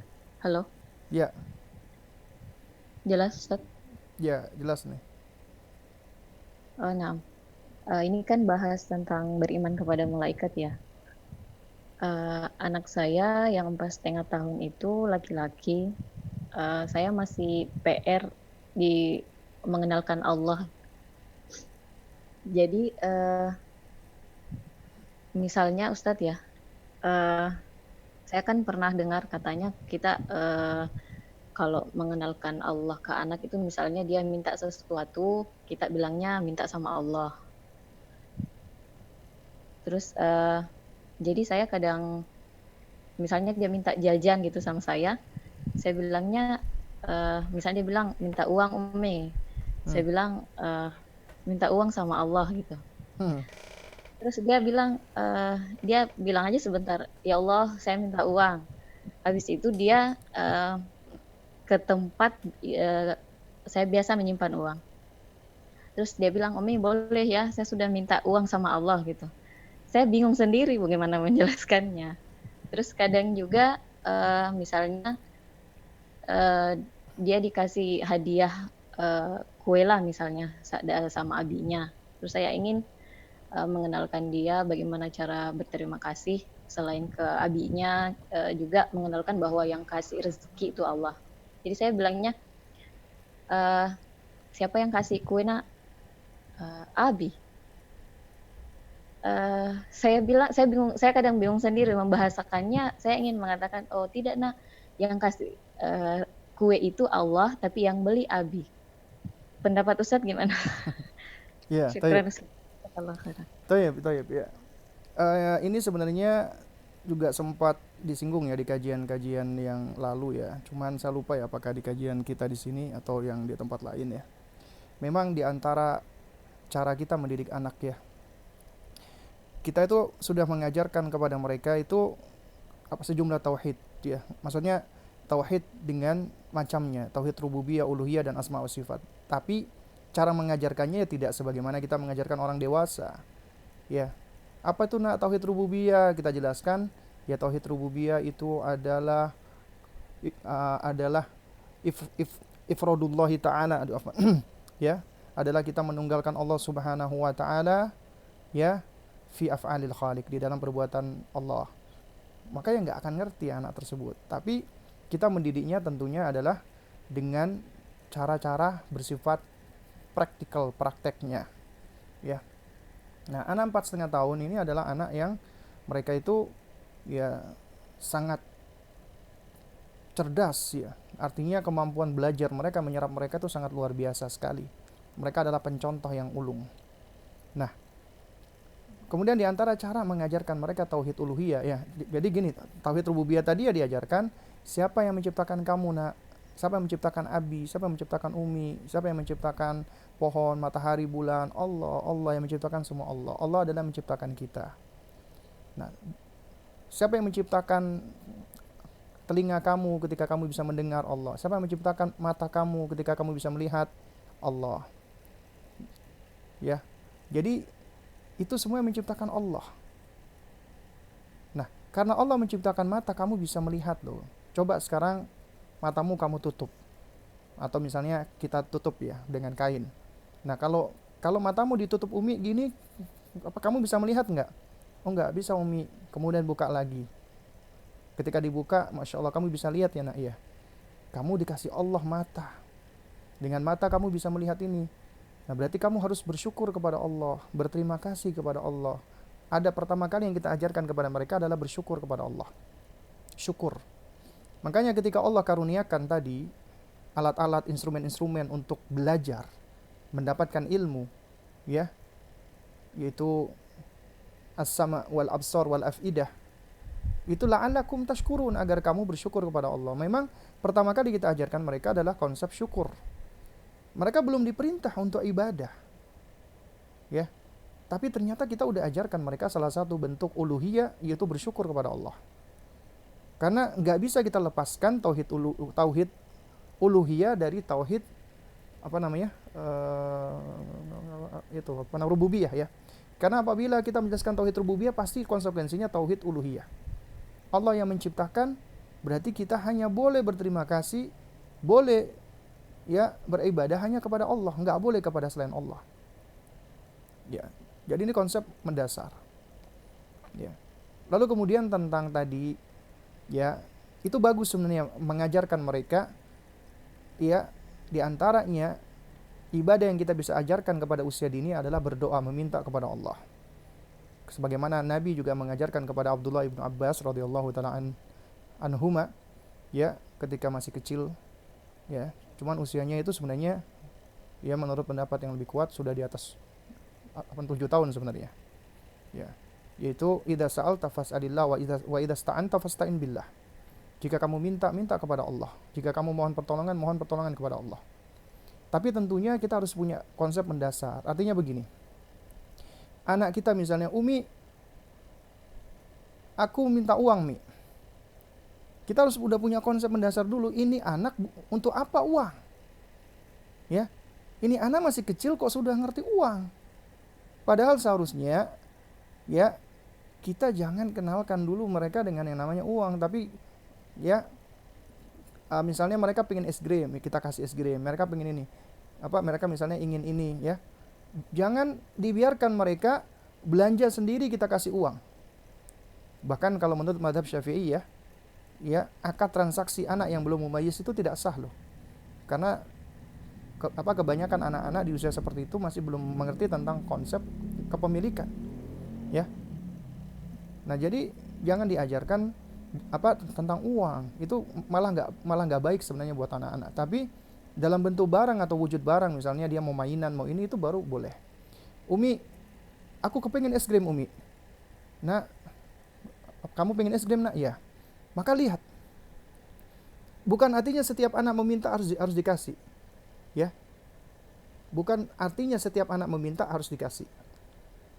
Kita harus melihat situasi dan kondisi. Kondisi anak kita misalnya lagi sakit, nggak boleh makan es krim, jangan dikasih saat itu. Tapi kita kasih ketika dia sudah sembuh. Atau kita lagi nggak ada duit misalnya. Jangan memaksakan diri. Kita boleh kasih ketika memang kita sudah punya duit. Artinya kita harus melihat kondisi kita. Nah, kondisi kita ini ya itu juga harus kita jadi setelah kita melihat kondisi kita ini ya, maka tetap konsep mengajarkan anak untuk meminta kepada Allah ini adalah konsep yang baik.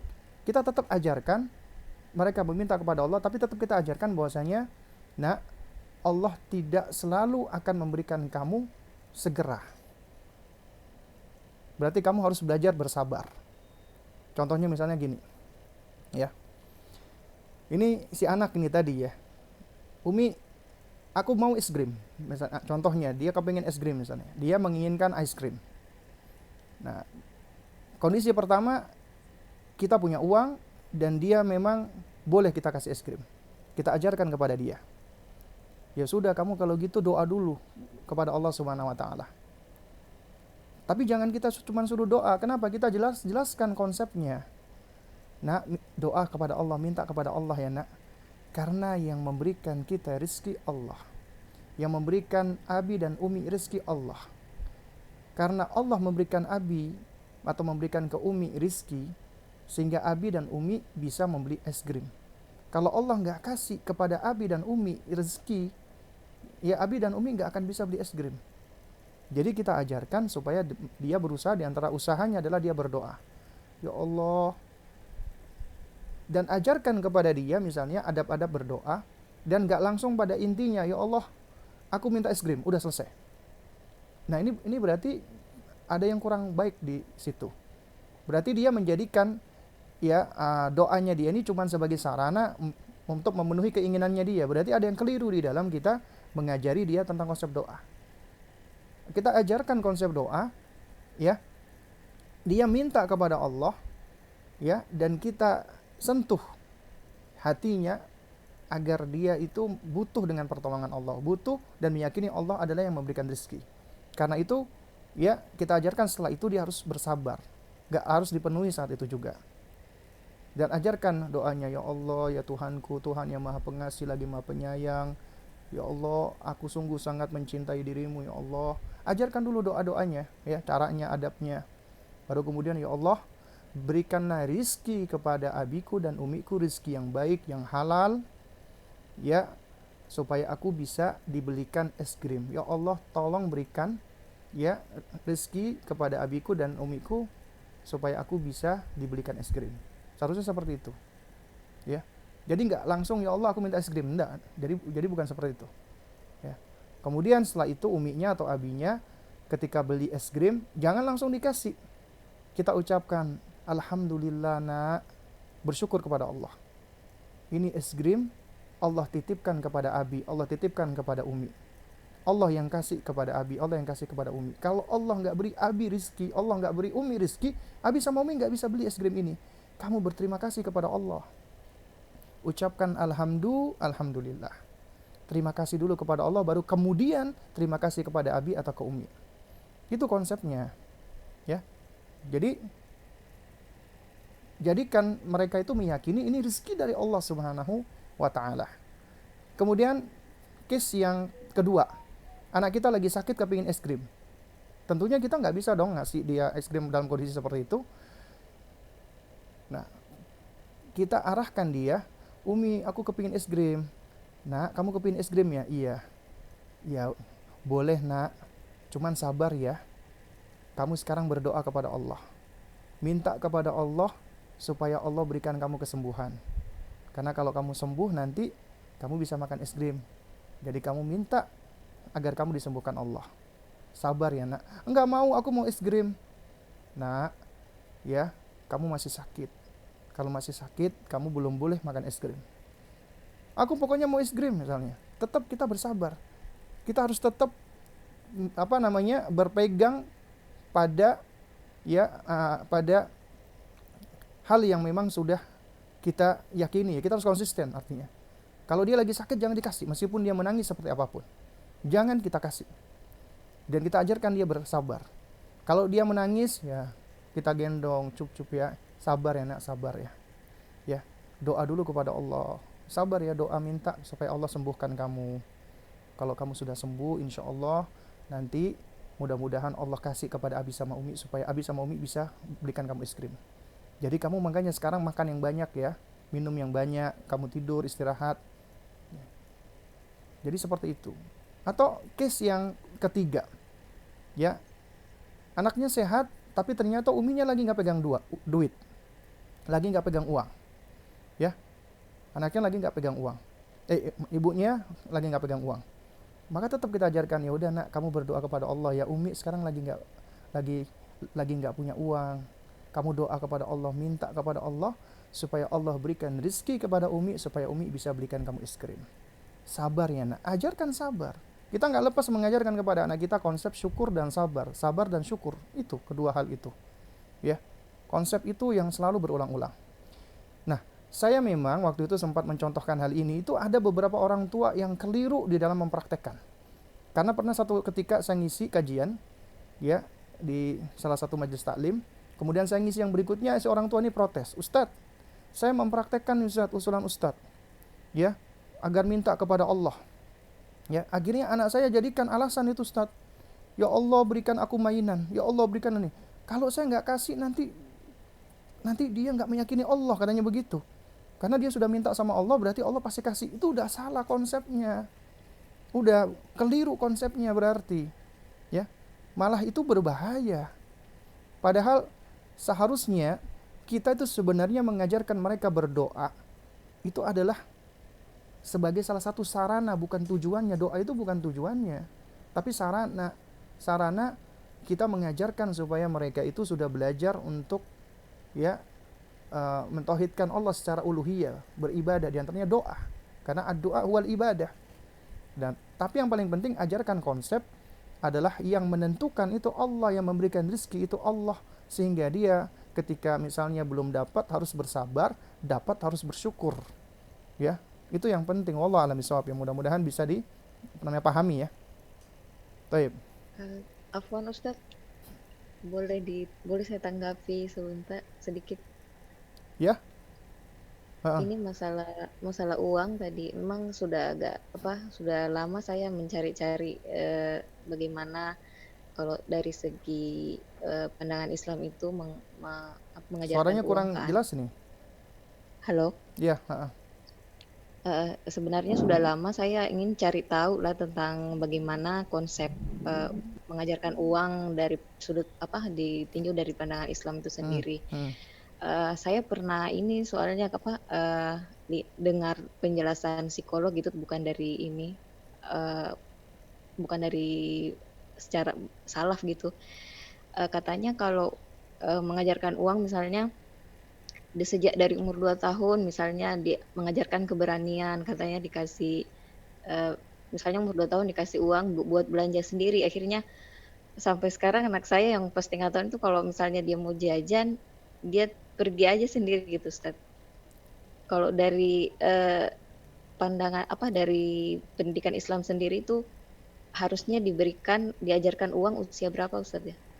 Toyib. Jadi sebenarnya mereka ngerti tentang uang boleh, tapi itu usia yang belum waktunya mereka sudah diberikan uang untuk jajan sendiri, ya.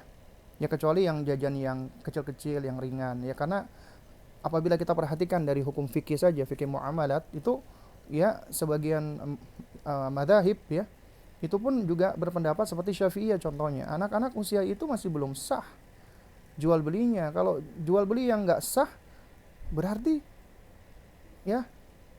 otomatis bisa menyebabkan, ya, transaksinya itu batal dan bisa menjadi, ya, bisa menghantarkan kepada yang haram jadinya. Nah, karena itu makanya sebenarnya kita boleh mengajarkan konsep kemandirian, dan banyak konsep kemandirian tuh banyak. Jadi nggak mesti harus dengan cara seperti itu. Dan kita boleh misalnya sekarang itu juga ada konsep kita mengajarkan kepada anak-anak usia dini itu, ya, misalnya berlatih dengan semacam bermain peran gitu, role play. Ya, kalau kita cuma latihan, ya, role play, ya, dan perhatikan, ya, role play berbeda dengan sandiwara. Karena ada sebagian teman-teman yang mengatakan nggak boleh, sandiwara haram. Tidak. Ini role play adalah mengajarkan mereka, ya, dan menstimulasi tentang banyak aspek dari anak-anak usia dini, ya. Dan ini adalah suatu hal yang boleh, karena sejatinya ketika anak sedang bermain boneka, dia menjadikan dirinya sebagai ibu, boneka itu adalah anaknya, itu juga termasuk bagian dari mereka bermain peran. Dan ini adalah diantara cara yang baik kita melatih mereka bermain role play. Kadang-kadang sering loh kita punya anak laki-laki perempuan ya, sama yang paling adik. Kadang-kadang yang perempuan bilang, aku jadi ibunya, kamu jadi bapak, ini jadi anak, ya. Dan ini bukan suatu hal yang terlarang gitu loh. Yang terlarang sandiwara-sandiwara yang memang ya untuk orang-orang dewasa yang isinya memang itu beda gitu loh intinya, sama sandiwara tuh beda. Ya. Nah, jadi wallahu a'lam bishawab ya. Kalau ingin melatih kemandirian pada anak itu ya menurut saya bukan dengan cara seperti itu gitu loh. Ya. Bahkan kalau anak sudah dikenalkan dengan uang, dia tahu tentang uang ini bisa menukar yang dia inginkan, maka dia akan selalu dari kecil kebiasaan sedikit-sedikit minta uang, sedikit-sedikit minta uang. Uang kok sedikit-sedikit gitu jadinya. Baik, ya mungkin pertanyaan berikutnya. Ya, iya. Jazakallah khairan Ustaz. Mengenai penanaman tauhid pada anak juga, ini kebetulan alhamdulillah ada Kak Erlan juga ya yang punya program Tauhid for Kids dari sisi Ya, anak, mungkin betul, bisa bagus, Masya membantu Allah itu. juga ya. Ya, kenapa? Iya, ya insya Allah dari sisi anak juga bisa membantu para orang tua ya Ustadz ya. Ya, ya itu juga bagus ya. Jadi sekarang alhamdulillah ya, kita punya sosok-sosok pengajar seperti Kak Erlan yang sangat baik sekali ya, maksudnya untuk melakukan pengajaran pada anak-anak ya. Jadi ya selain orang tua juga perlu lah anak-anaknya mungkin disuruh hadir ataupun disuruh mengikuti majelis-majelis kajian-kajian. Ya di situ ada Kak Erlan, ada kak-kak yang lainnya ya. Ada Kang Oja, ada Kak Muslim dan yang semisalnya. Ya meskipun yang paling saya tahu itu adalah Kak Erlan, karena anak saya sendiri si Salma itu ya dari kecilnya ngefansnya sama Kak Erlan, Masya Allah. Itu benar tabarakallah. Itu. Nah Ustadz, Kak Erlan juga hadir di sini Ustadz. Hadir, Masya Allah. Masya Allah. Hadir. Masya Allah itu apa? Itu apa? Iya, iya. Masya Allah itu. Ahlan wa sahlan. Pertanyaan selanjutnya. Ya. Ya, pertanyaan selanjutnya yang dari chat atau dari Resen dulu Ustaz? Ya boleh, ya dari chat boleh, yang Resen boleh. Resen ini ada Pak Robi kayaknya yang mau nanya. Oh silakan, Masya Allah.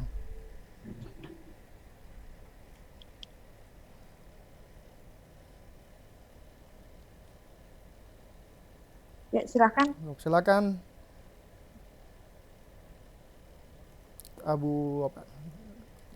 Abia.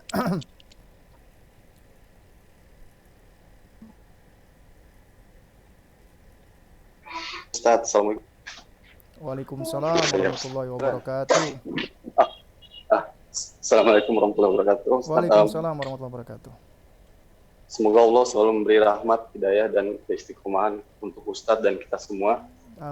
Mohon izin bertanya Ustadz mengenai keutamaan manusia dibandingkan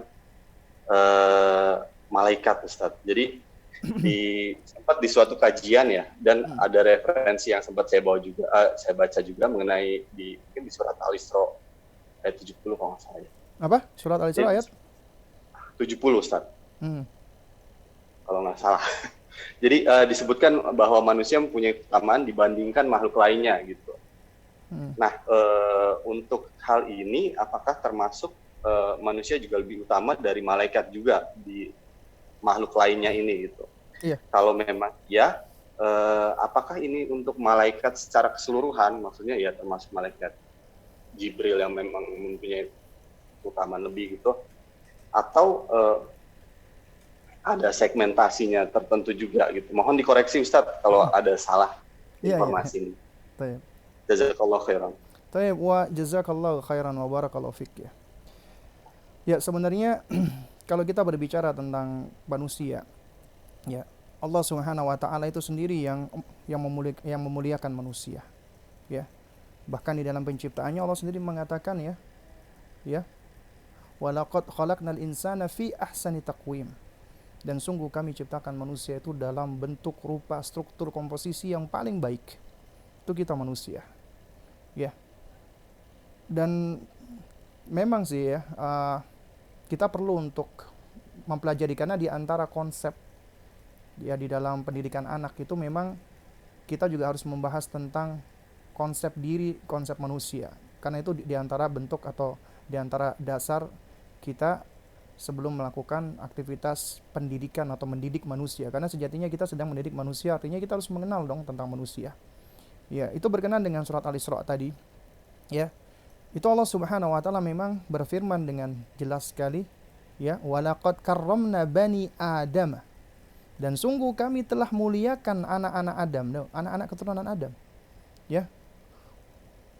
Ya, walaqad karramna, kami muliakan bani Adam, anak-anak keturunan Adam, ya. Dan kemudian juga Allah katakan di situ apa? Wa hamalnahum fil barri wal bahri. Dan kami angkut mereka di daratan dan juga di lautan. Wa razaqnahum minat thayyibati, dan kami berikan mereka rezeki dari yang baik-baik.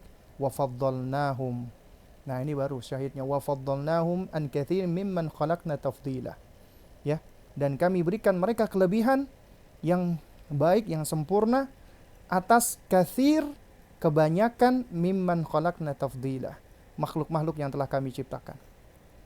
Nah, artinya ala katsirin itu artinya Allah muliakan, Allah, ya, Allah sempurnakan kita dibandingkan kebanyakan, tapi artinya bukan semua. Ya, ala katsirin mimman khalaqna tafdila. Artinya sebagian. Ya. Kebanyakan makhluk-makhluk yang Allah ciptakan. Dan memang benar manusia lebih utama, lebih mulia dibandingkan makhluk-makhluk yang lainnya, hatta dengan jin. Bahkan juga ketika bapak kita Nabi Adam alaihissalam diciptakan Allah ciptakan spesial.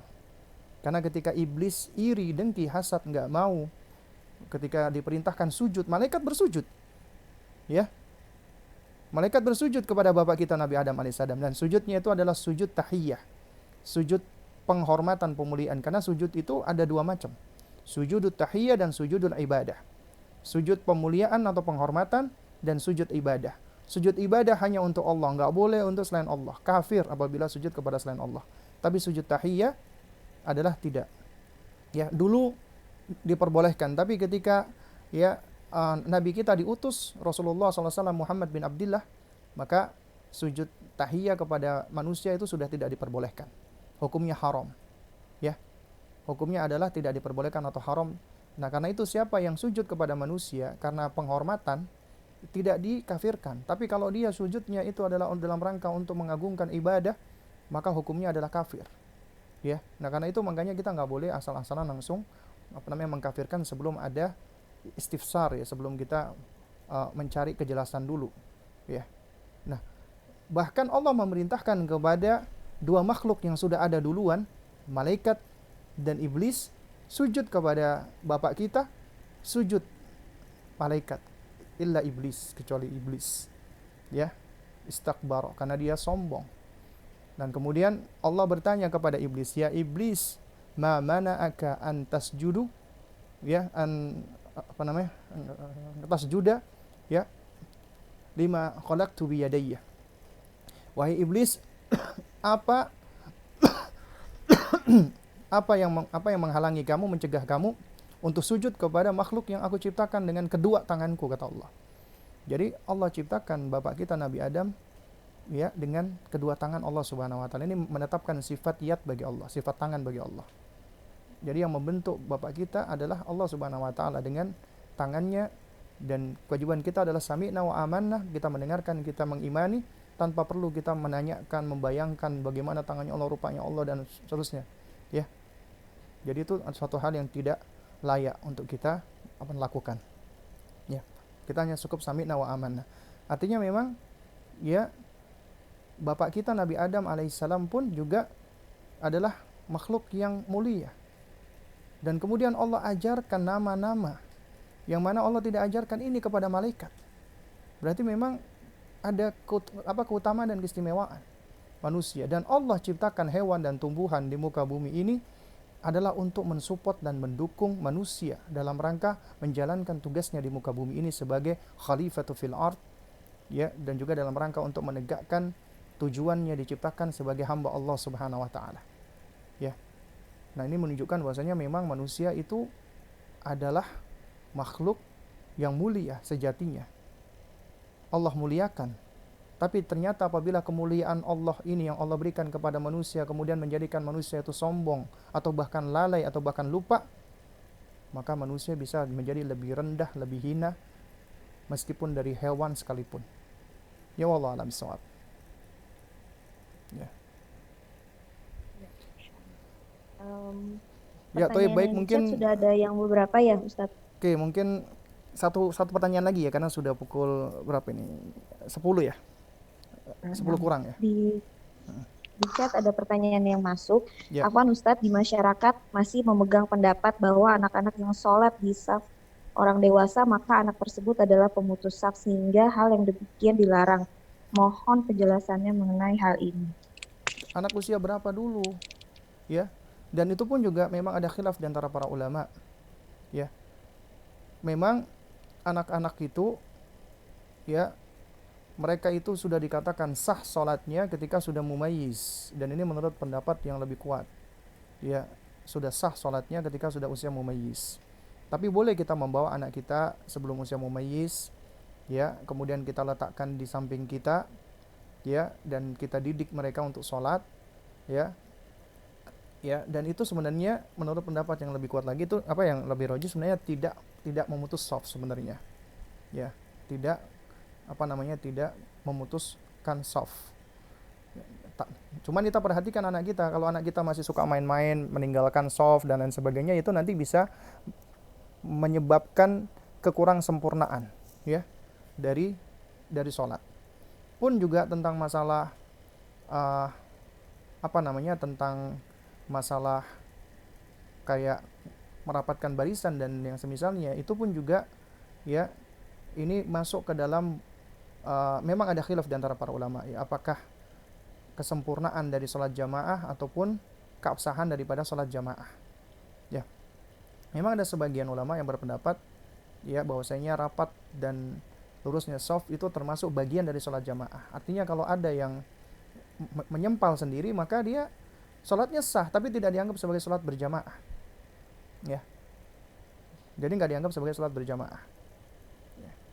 Nah, tapi memang apabila ada hajat, misalnya masjidnya itu kecil dan memang suatu hal yang dibenci, ya makruh kita sholat jamaah itu di antara suar, di antara tiang-tiang atau pilar.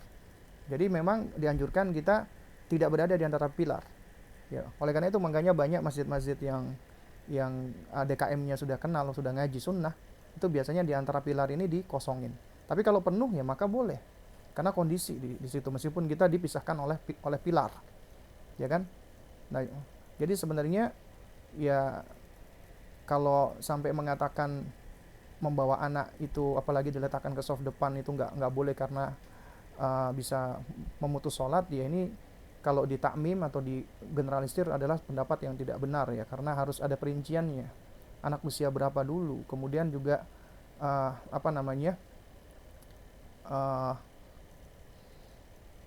larangan di situ itu apa dasarnya ketika dia melarang seperti itu. Jadi ini adalah hal-hal yang memang perlu kita perinci ya. Ya wallahu taala alam bisawab. Baik, ya mungkin ini ada saya sampaikan ya untuk kesempatan kita di malam hari ini. Insyaallah taala kita akan lanjutkan lagi di pertemuan kita berikutnya di pekan depan ya.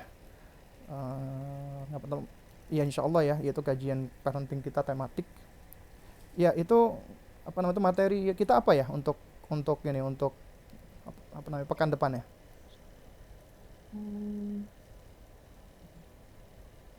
Itu juga pernah lupa juga ya. Ya baik ya, nanti insyaallah bisa kita lihat di itunya, di mana di kisi-kisinya.